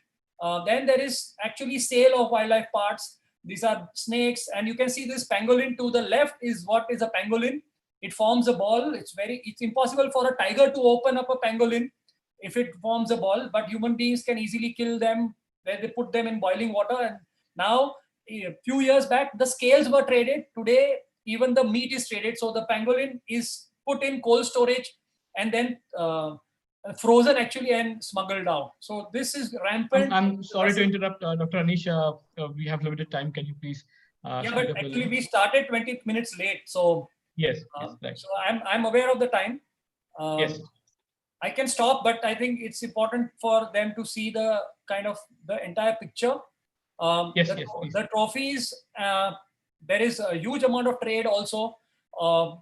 Not in India, but in India, trophies were rampant in the past, but today Indian species are being showcased in a lot of other countries outside. So this trade goes on. It's not of the same intensity because the species have actually become very endangered.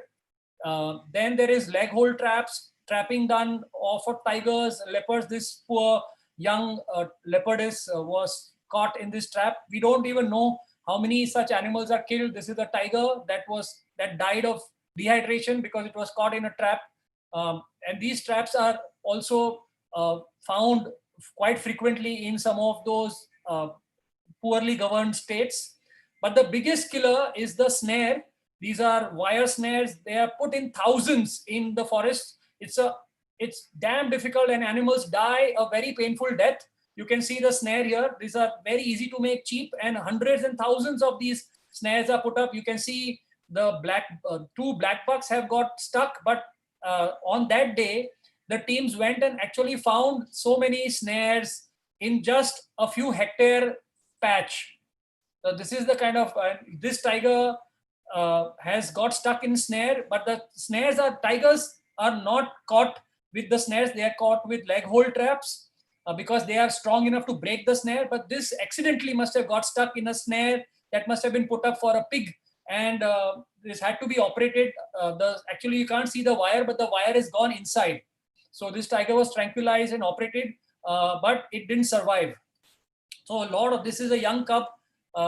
After it died, we came to know that it was actually dead because the snare had started injuring the tissues. So what we see as skins in the market is just the tip of the number of deaths that are causing, because so many animals run away with the snares in their neck and die in the forest in a very, very painful manner. So wildlife crime can be tackled in 3 ways. One is to educate the next generation. Awareness building is a constant thing. And finally, law enforcement, good quality law enforcement is the way to solve it. So our organization works very closely with the government, and that you can see, if you see the central hexagon, we have trained nearly 12,000 forest guards, and we conduct a lot of training programs on law enforcement, basically Wildlife Protection Act and forensics, because in breaking the back of the criminals, forensic science can play a very big role. And unfortunately, we don't have too many labs here. So we are now working closely to encourage certain states to set up those forensics labs which are meant for wildlife. Currently, Wildlife Institute of India and CCMB are two organized institutions that are actually looking at DNA and all that, but otherwise you don't have so many there.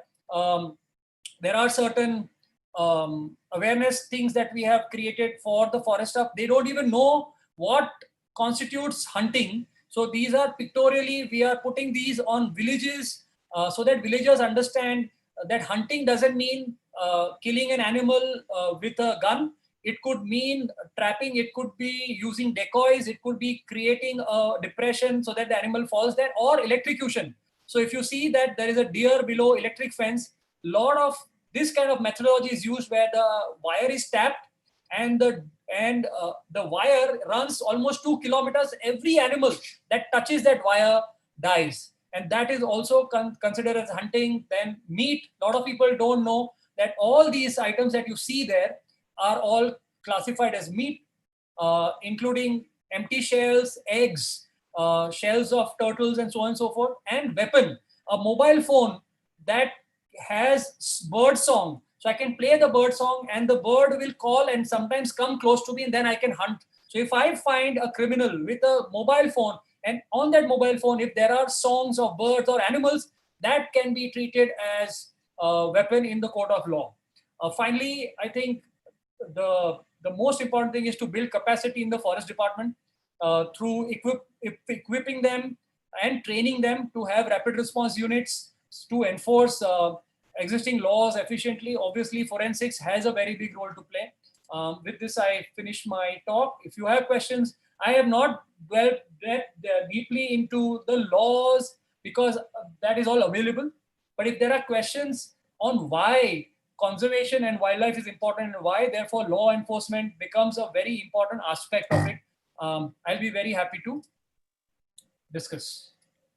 Yeah, thank you very much. It was quite an informative session, I would say. I could see in the comments, the attendees quite loved it. And even if I was interrupting you in the between because of the time foundation which we have, the people were saying that to continue. If you allow us, can we have the questions collectively towards the end? Yeah, we have Dr. Gupta. Yeah. To keep on time, I think we can have Dr. Gupta present, and then we can take questions collectively. Yes. Thank you very much. The next session is we have Dr. Gupta with us. Dr. Gupta has been working in the area of forensics, conservation, and evolutionary genetics since 2002.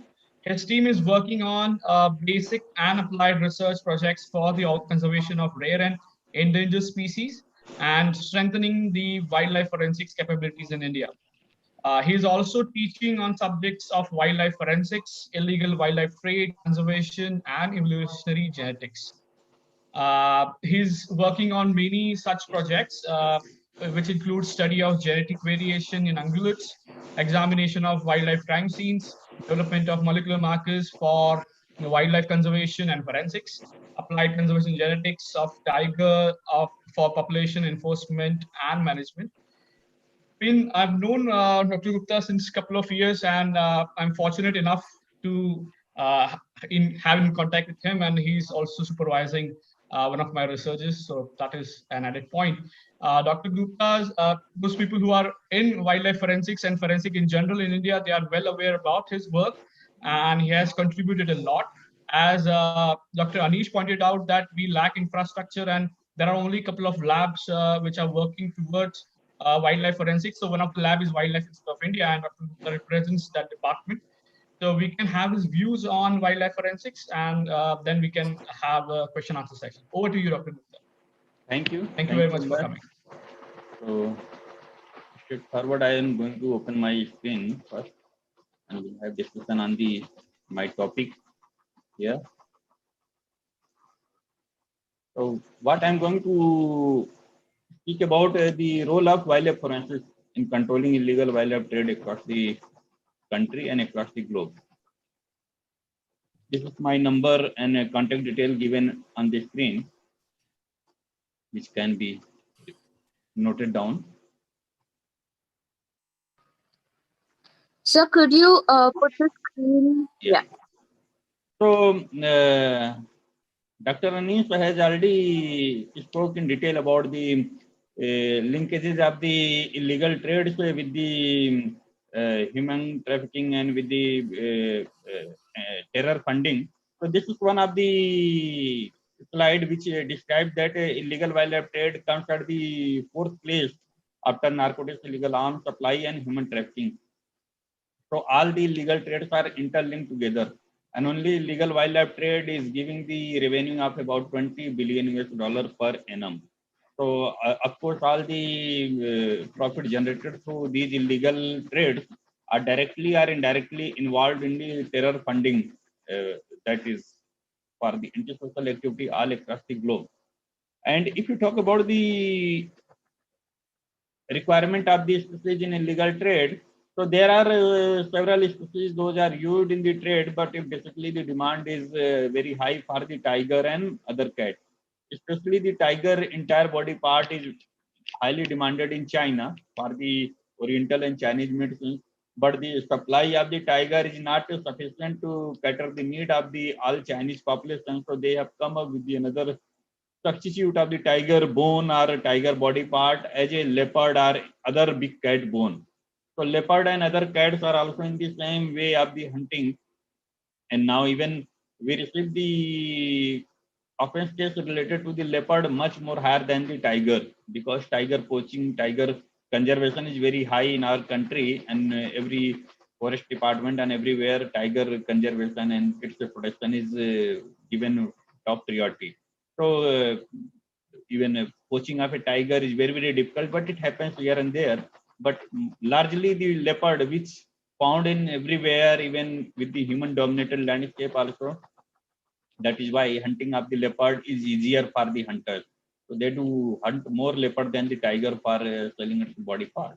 Then there are many other species like elephant, rhino horn, musk deer for musk pod, and the penguin, of course, which is added recently for its heavy demand.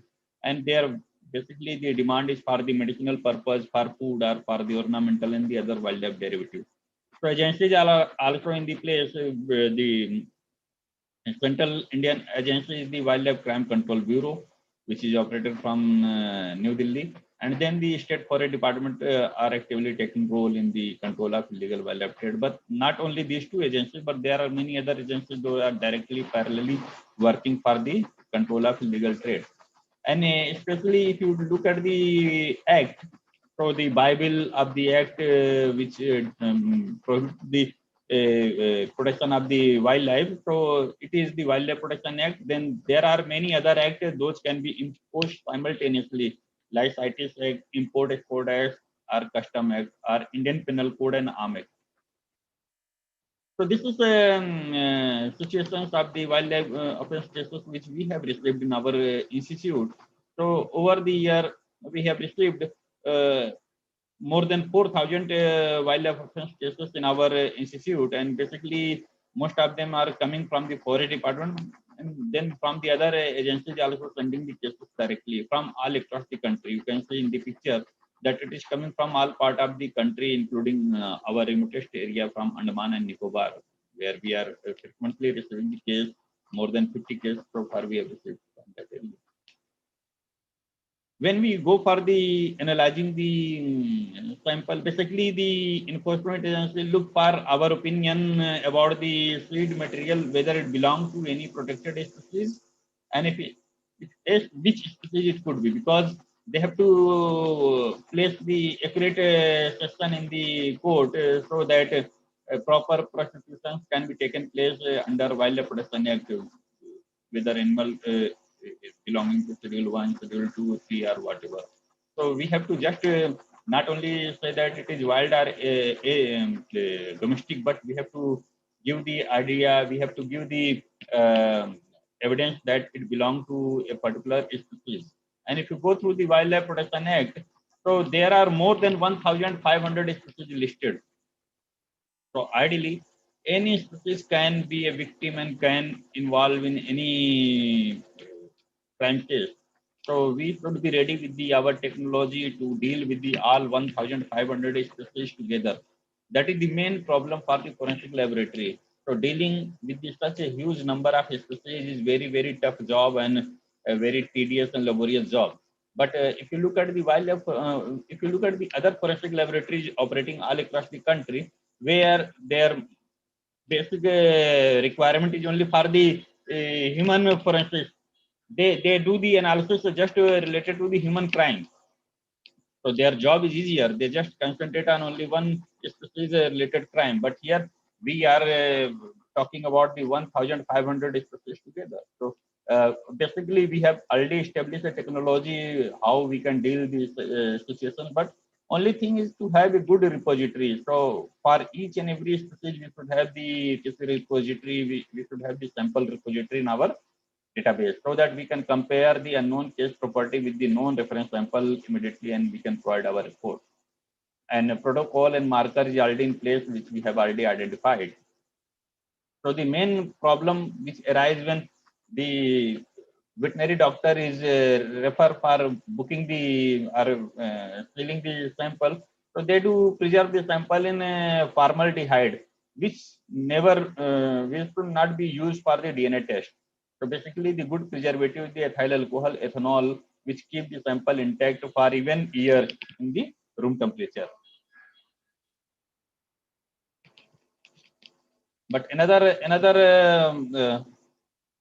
good preservative is the silica gel. So silica is the desiccator, so it can't hold the sample for longer duration, but it can be used for short-term preservation. And blood sample can come in any form. Definitely it comes in the blood stain only in case of the wildlife crime. We never get the blood in the vial. So always we get the blood stain over the surface of the stone, soil or leaf or wooden log or weapon. So like that.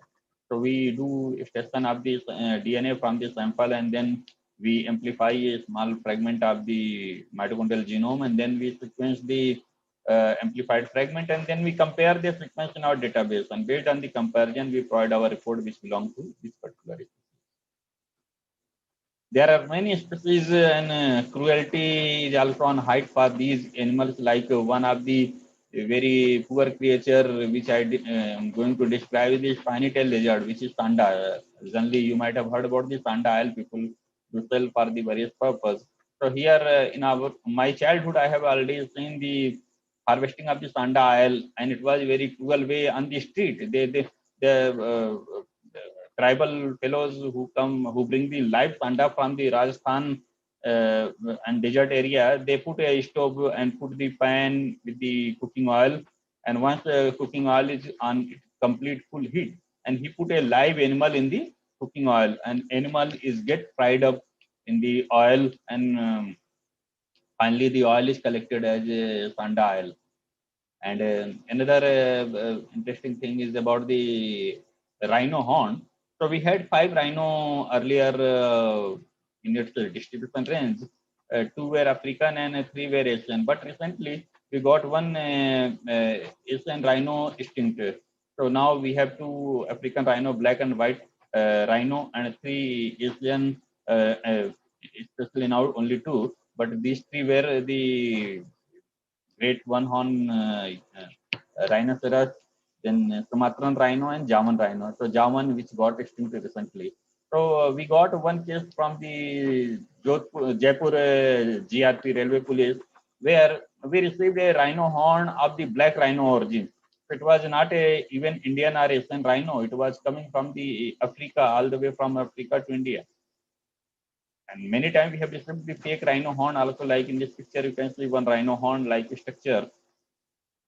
and you can see one nail inside. Then we went for the X-ray. We saw many more nail in the picture, and then we stopped cutting it. So it was clear that it is fake rhino horn. But sometimes people do convert a fake product from the another wild animal. So here another product which was sold as a rhino horn, but it was not a real rhino horn. It was a bone, but it was a bone of elephant.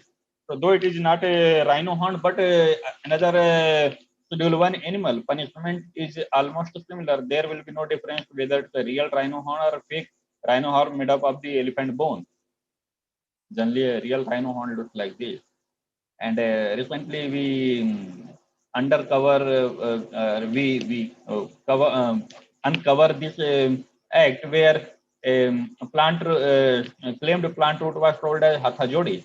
So when we did the DNA test, this material was sold as a hatha jodi for the black magic, to encourage people to keep this article in their puja ghar to do the worship on regular basis. So many people started procuring this article from the Amazon, eBay, Snapdeal, and Flipkart, and many more shopping sites. But when we procured this article and when we did the DNA test, it matched with the monitor lizard, and morphological feature of this article matched with the genital organ of a monitor lizard, male genital organ. So basically, it was a hemipenis of the monitor lizard. Monitor lizard is again a Schedule 1 animal or Schedule 2 Part 2 animal, which is almost same punishment. If anybody is found with this article, can be given minimum 3 to 7 years of imprisonment under the Act. And not only the Indian species are coming into the market, but exotic species articles also coming to market. Like in one case, this structure which you can see on the white background, it was suspected as a bear bile, because we have shown how a bear bile looks like. So one of our custom officers who was trained in WI, we provide a regular training to the custom officers from our institute. So every IRS officers, they used to come to WI for 1 week attachment, and we have shown them how a bear bile looks like. So he confiscated this article from a Pakistani traveler who was coming our country having 2 bags full of about 25 kg of this article declared as dried meat. When we did the DNA test, so it matched with the American beaver. American beaver is found in North American Canada. And then in another case from Nagpur, we received 12 pieces of antler, and last 4 is very unique and very different. When we did the DNA test, it matched with the fallow deer. And fallow deer is found in Europe. It is European deer. So then we confirm with the image of the fallow deer from the Google. So DNA test is such a accurate test which never give any wrong conclusion, and it end up with the accurate identification of the species in every condition. So it is very robust and foolproof technology. So like it was another very famous case where one farmer sport person was involved, who was unfortunately a captain of our national team. So he was involved in hunting a black buck. So when the sample like blood stain soil, blood stain knife, and blood spot from the vehicle, it's sent to me for the confirmation, and from the DNA test, all match with the black buck only. So it was a very severe crime by celebrities. Here, big cat, a tiger, was killed in the zoo. It was hunted in a zoo, and its skin and claw were taken away. And later on, after 5 years, one local guy was caught with the claw pendant. And then this claw was sent to me for the confirmation whether this claw belongs to the same tigress which was killed 5 years back from the zoo. And then we collected the known relatives of the tigers from the zoo, because it was a captive bond. So their elite mother, father, and brother were still alive in the zoo. So we collected the biological sample of their elite family member, and then we compared with the DNA fingerprinting technology. And after our analysis, we confirmed that yes, claw is belonging to a family member of the same family. So we confirmed with the DNA test that it was such type of crime. Here, a wooden chopping block has helped in identification of the species which was chopped on its surface. So basically, it was allegation that fowl meat is being stored in a party, and when the agency forest department reached there, they recovered the cooked meat and non-edible part of the bird and wooden chopping block, which was completely washed off. And it was sent to me for the confirmation. When I did the DNA test, cooked meat and non-edible part of the bird were matching with the chicken. But when I scraped the surface of the wooden surface, so it was DNA test was giving the identification that it was a peafowl. So basically, a peafowl tissue will stick over the surface only when it was chopped on the surface. So it is very uh, important and useful technology, even from the very minute and intricate sample. So we were pioneer in establishing a DNA station and the test from the ivory, elephant ivory. So I was able to confirm that yes, these two ivory pieces were matching with actually elephant, Asian elephant. Basically.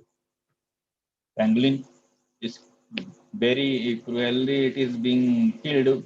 A live pangolin is boiled down to take out its scale, and once the scale is taken out, its body is not thrown, but it is consumed in the meat. So basically, we have two species of pangolin in our country. One is Indian and another is Chinese pangolin, but largely it is a distribution of the Indian pangolin. Chinese pangolin you only found in northeast. So these two animals are brutally or mass scale hunted in its range, and from one complete body of the pangolin, about a half kg scale is only required. So and the quantity of the seizure which is now detected in various countries, including the Singapore last year. So from Singapore, it was a 26 ton in single seizure. And same thing, the seizure is coming in the tons, indicating that there are more than 50,000 or 60,000 animals are killed in for just a single instance. It is just a recovered and a detected crime. There are a lot of undetected cases are also going. If you see the detection probability and detection rate is only 90%, you can multiply these number with the 10 to get the actual figure. So there are a lot of fake articles like fake tiger skin and made up of the either cattle and dog skin or the horse skin, but the third picture is the original tiger skin, and the lower picture you can see the fake leopard skin, original leopard, and the leopard skin is painted like a tiger. So a lot of fabrications is going on to earn the huge money from the market. The seller know very well that if he sell any article to the buyer, and if he detect after buying this article, if he detect that the article is fake, he can't do anything. He can't go to any court and complain, because it is again he is doing the legal crime. So he can't go to complain if he gets cheated in the trade. So knowing the advantage of this situation, the seller always try to sell the fake product to the buyers. A lot of article which is coming in the market are basically the fake article, like fake claw. The original claw is having the big bone and the small nail portion, but the fake claw is having the small bone and the big nail portion, and the bone even it is going inside. Generally, it should be outer covering. It is very clear and visible in the X-ray photograph. You can see that original tiger and leopard is having the larger bone and the bone portion is going inside, but in fake you won't see this picture. So our institute is actively involved in providing teaching and training and socializing the different stakeholders and the agencies, including the officers of the Wildlife Crime Control Bureau, State Forest Department, and Custom Services officers on regular basis. And we do also train the scientists and experts from the neighboring country, from Nepal, Bangladesh, to establish their own laboratory in their country. And we have been called as a resource person in the Interpol headquarters in Lyon, where we sensitize and train the identification of the suspicious stall using the morphological feature. And our laboratory is now a recognized government lab, where our report is taken as it is under CRPC section 293, which describes the admissible evidence in the court of law. Our report is a valid forensic document for the legal prosecution, for the prosecution purpose. already we have established several things like DNA typing facility, protocol for the sample preservation, computer program, and manual for the species identification using hair morphology. And this is a little bit about our activity from the Wildlife Institute of India to deal the wildlife crime situation.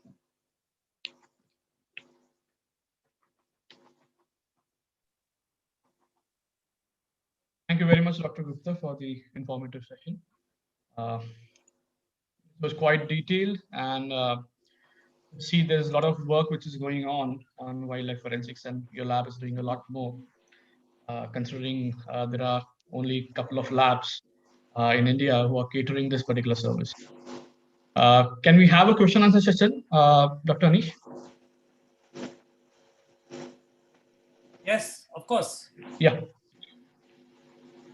So I think the first question is for you. As you mentioned that we have exotic pet trade in India, and if the law enforcement catches any exotic pet, there is hardly anything they can do with that.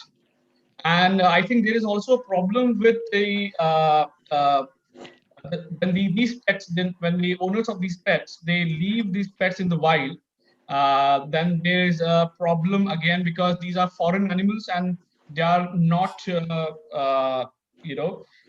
they create problem for the local wildlife. That is something we call invasive species, I think, right? Yes. So how we can control this particular problem, because not everybody is aware about what is legal and what is illegal for general public. And can we do? How can we cover this particular problem? What is your opinion about it? So this is a real problem. In fact, the whole of South America and especially the equatorial forest of Africa, they are suffering hugely because of the trade in live wild animals. India, fortunately, because our laws don't allow pets, nobody can actually have a snake in the house officially, or for that matter, any carnivore or any animal that is in the top 3-4 schedules of the Wildlife Protection Act. So any Indian animal is definitely a strict no-no. But in foreign countries, a lot of countries, if you go to America, in fact, there is the fact is that in Florida alone, that is one state, there are more tigers, pet tigers, than the wild tigers on earth. So there are more than 4,000 tigers in Florida state alone, even in the Middle East. So it's not just India, but I think India contributes to it, but majorly it's a global problem. So the CITES is something that you must read. People here, CITES, please go online and see. It's about the endangered species, and it's about the illegal trade in endangered species. So through that, India has always tried to push for laws that can recognize endangered species as endangered by law globally. Unless the status of an orangutan is the same in Borneo and in India, we will not be able to do much. I do agree that there are a lot of people, and mostly well-connected people, who own these kind of animals. So it will have to be done. India alone cannot do it. It will have to be done in conjunction with other countries, and for that, CITES is an important platform. And already this year, unfortunately, the meeting was going to happen in Sri Lanka. Because of COVID, it has been cancelled, but it was going to be suggested by a consortium of organizations to recognize the importance of protecting a particular species across the planet. So that's one. Second is obviously release of when people keep pets, once they become a certain size, or when they are scared that people may, or they become old, it is a general tendency of releasing them. And that I know of cases where reticulated pythons have been released in mainland India. In fact, that reticulated python is not found in the peninsular India. And there have been cases where pet reticulated python has been released, and there was a search and we couldn't find it. So there are a lot of such things, but not only alien species, but any domestic species also. For instance, rats, cats, dogs. And dogs is a very, very big issue today. In fact, Dr. Gupta will also corroborate that dog hunting by pet dogs is a bigger threat to wildlife than hunting with guns and traps today. And that is seen across the country, from Ladakh, where the dogs are killing or destroying the eggs of the cranes, which are extremely threatened, to the islands. And most islands are vulnerable. And for me, a forest which is not connected to any other forest through a corridor is also an island. And all these islanded forests, because of degradation, are hotspots where damage because of rats, cats, dogs is very high, not only because of hunting, but because of transmission of disease from these domestic animals to wild. So you have lost more than 30 lions last year in Gujarat, largely because of canine distemper, all because of dogs. So these are real issues. Solutions are have to be systemic. It cannot. There is no switch on, switch off. It will have to be years, decades of hard work. And the most important thing is good labs. If we have good labs across the country, we will be able to curb a lot of this. Yeah, thank you. On the same point where we are facing this pandemic issue, let's believe that it's spread from pangolins. So do you think we need amendment in Wildlife Protection Act? Do you think we can a little strengthen it? Can you give your opinion on that? So I think the Wildlife Protection Act is pretty robust the way it is. However, but there have been amendments in the act in the past, and currently also the Ministry of Environment and Forest is undergoing a process by which they are going to amend the act. My only fear is that that it should not get diluted, because there are chances that it can get diluted. For instance, just about 2-3 years ago, several state governments declared nilgai and wild pig as vermin, and they were kind of pushed from the schedules that they were in to Schedule 5, and therefore it was possible to hunt them down.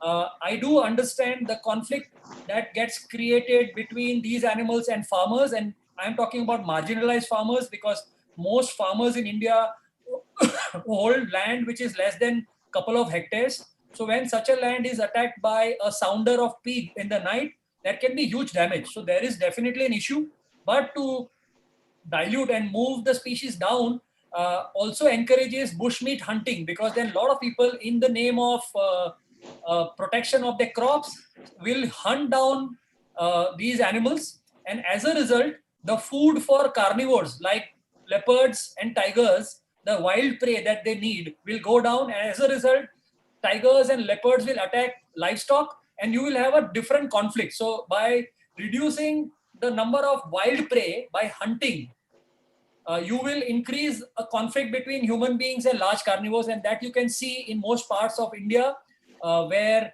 wild herbivores have been hunted down. So definitely the current act, the way it is good, but you need to adapt it to the changing times, but not dilute it. I don't know, maybe Dr. Gupta may also want to add to this. Yeah, Dr. Gupta, would you like to weigh in? Because we also would like to have a point of view from Wildlife Institute of India.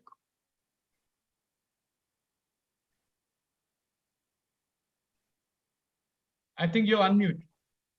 You're on mute. We can't hear you. No.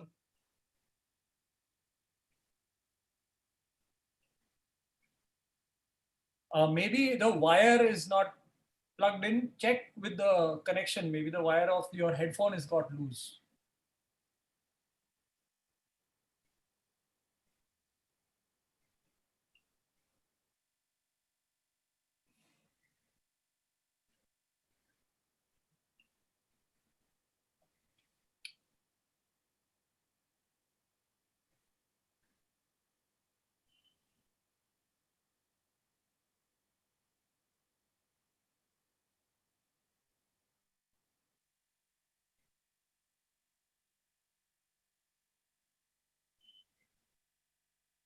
You can take some more questions.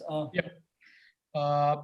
So you have been working on capacity building and related to wildlife conservation and environmental conservation.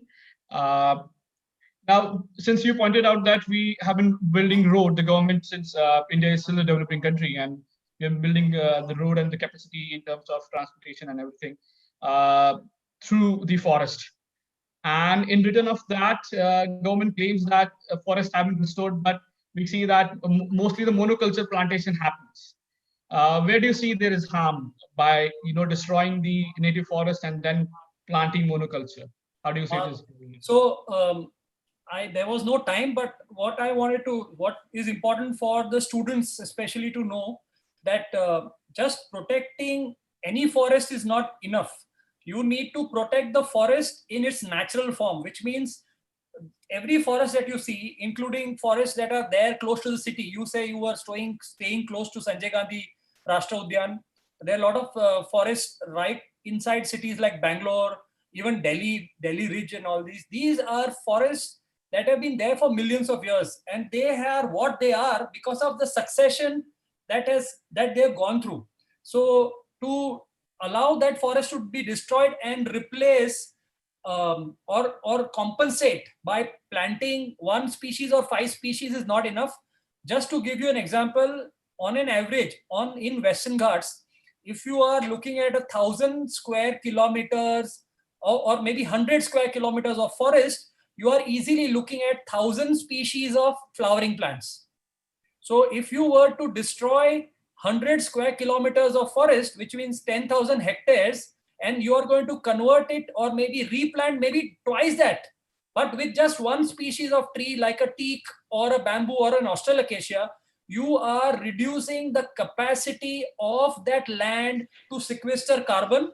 You are reducing the carbon content in the soil, because most of the tropical forests, the carbon content of the soil is equivalent to the carbon content in the wood, and therefore compensatory afforestation is a very, very poor alternative to protection of old growth trees. And all this linear infrastructure, it is difficult to acquire land from people. So the government has started acquiring forest land because tigers and trees don't vote, and therefore they don't have to worry about them. And so that is the scariest part. And when the road goes through the forest, in fact, there was a wonderful study online, if people can check, in Brazil, how roads have resulted in massive degradation of thousands of square miles of rainforest. Just one straight road that was built for a pulp industry has actually destroyed, because from the road, people could access a forest which they couldn't access if they had to go walking, because rainforests are extremely highly loaded with parasites and also insects. So not tigers and elephants and crocodiles, nobody's scared of, but it is the malaria and it is the teak, it is the leech. These are various insects and other organisms that can cause irreversible damage to human beings. So roads are actually the beginning of the end of the forest. So they themselves may only cause fragmentation, but they are the starting point for cancer, which will only increase exposure to zoonotic disease and also alien species into the forest. Dr. Gupta, are you connected now? I'm trying. I'm audible now? Yes, you're audible now. Yes. Please. Okay.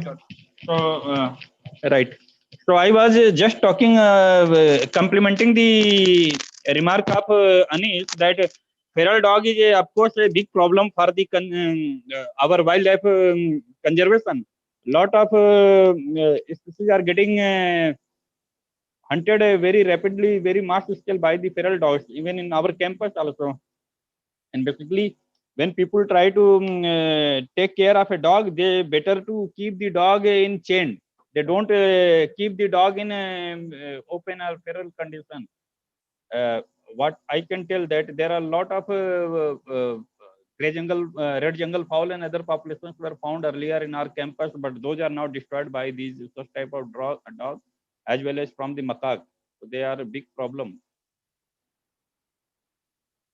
And one question was there that people can take the more courses and more specialized training for the wildlife crime and wildlife forensics, because there are very few institutions working for the wildlife crime investigation across the country, especially WII, where we do the comprehensive analysis, and then SSMB and the other organizations independently working here and there. But we need to train and educate more and more young researchers who can take up this field of the research in for future work in the area. There are a lot more need to be done. It is not complete, and it is just a very small places it is being run. Yeah, definitely. Unfortunately, we have a very little time left. There is a last question again on the same topic. A lot of attendees are influenced by your work, Dr. S.K. Gupta and Dr. Anish Andheria, and they are asking how to join, how to contribute in field of wildlife forensics if they want to pursue this or take up as their career, or they want to volunteer with your organization. Is there a way to connect with your organization? This is for both of you. Dr. Gupta, you can start. Then I'll take on after you. Yes. There are no any dedicated courses offered by the universities and colleges pertaining to the wildlife crime and the investigation of the wildlife offenses. But it can be learned more with the active engagement with the laboratories working this area, take the internship or take the take a part in the running project in the institute, and contribute and get expertise in this area. So that's what I spoke earlier also. So I would in fact want to just, because people were asking that they wanted, anyways, so people wanted to have my contact details. So I'm just going there and then explaining also. So here, I hope people can see it. Oh, sorry. Can you see that or no? Yes, we can. Is it visible right now? Yes. Okay, good. So I was saying that WCT is one of the few organizations that focuses on forensics. We actually have a forensics department within the organization. We are training the frontline forest staff of many tiger reserves and in various states. Another thing, that there is a university in Gandhinagar as well, which also specializes CCMB and WII. So these are the three places where you could intern. Like Dr. Gupta said, even 3 months of internship is a very, very good exposure, because you will know that there is hardly any specialized laboratory that looks at wildlife. But in Maharashtra, we are encouraging the government to set up a laboratory which will only look at wildlife. And when I say wildlife, I also mean plants, because we keep talking about animals, but it's also important to understand that there is huge amount of crime that is inflicted to the forests, and especially the vegetation. And so we need to start encouraging institutes to developing the scales that are required to be able to catch or come down upon contraband in the plant world, because seeds, leaves, extracts, roots, a lot of lichen and fungi obviously are also being traded. Some of them, especially up in the Himalayas, fetch very, very handsome price, and there is very little knowledge. None of our customs and other line departments can identify those. So the first and foremost is not just to train the forest department, but there is enough and more opportunity to work with other line departments, customs and police, who I would say have a much bigger role to play, because most of these contraband leave our countries either through our borders, by road, by flight, or by boats. And so we are currently also trying to focus on those departments. A role of military cannot be ruled out. And so there is a lot of scope, and I urge more and more organizations to start looking at forensics, because unless we can use the unambiguousness of forensic science, we will not be able to improve the conviction rates. And if we are not going to improve the conviction rates, then no matter how thick the law book is, it's of no use on the ground, because it is not going to act as a deterrent. So I'm very glad that we are having this session. And I'll be more than happy to answer questions if you write emails to me. But I do feel that we need good talent in the legal and forensic side. So young people should come forward and work in this field. And also the technology solutions. We need to also focus on technology, the kind of advances that there have been. And that I feel will also help improve the conviction rates using forensics. Thanks. Yeah. Thank you very much. It was a very informative session and very engaging session indeed. I don't have to speak much about it, but you can guess from the, the comments which we have actually. And now over to you, Pauline, for final comments. Thank you so much, Ullas, for stepping in and moderating. Thank you, Dr. Gupta and Dr. Andheriya, for joining us. This has indeed been a very informative session. Thank you, Dr. Sharafi. She was one of our speakers yesterday. She's joined in today and she's asked us some questions. So thank you for joining in, Dr. Sharafi, as well. Thank you to all our participants for joining us over the course of the 2 days. We've had a diverse range of discussions, and I feel like we have only touched upon the topics and the purview of those topics. So it is, I think we are going to continue talking with some of our speakers regarding research and possible collaborations. But also, I welcome any of our attendees. If you deem so, please feel free to connect with the speakers. Most of our speakers have shared their contacts, but you can always reach out to us and we'd be happy to forward your contact to the speaker if you would like to connect. There is one of the key roles of what this symposium was trying to do is highlight the research gap, especially with regards to crime trends that were not given adequate attention in South Asia. And I think we have managed to bring in a international and a national perspective to this symposium. So thank you so much to today's speakers. I would like to apologize for the brief interruption that we had on our end regards to the internet conking off. I'm sorry if that left the previous session and the speaker hanging. Apollo, I will be writing to Dr. Brisky, but I'm sorry I couldn't take a lot of those questions that were from the previous session as well.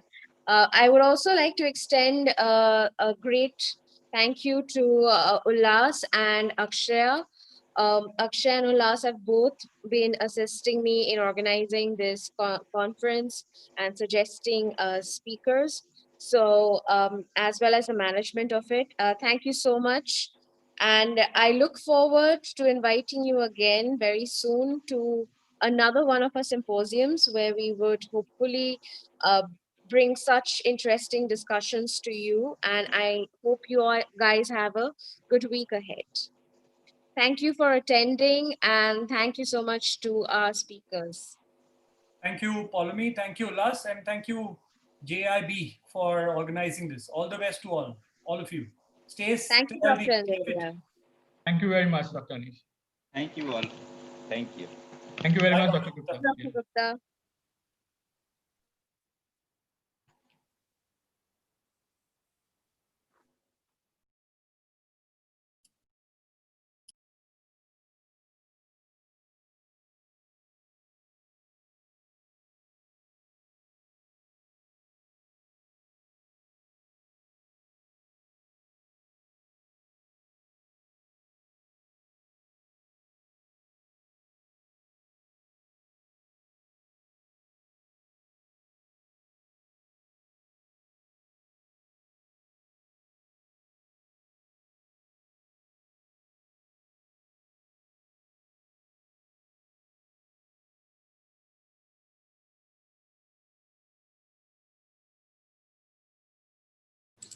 Ma'am, it's over. Hello.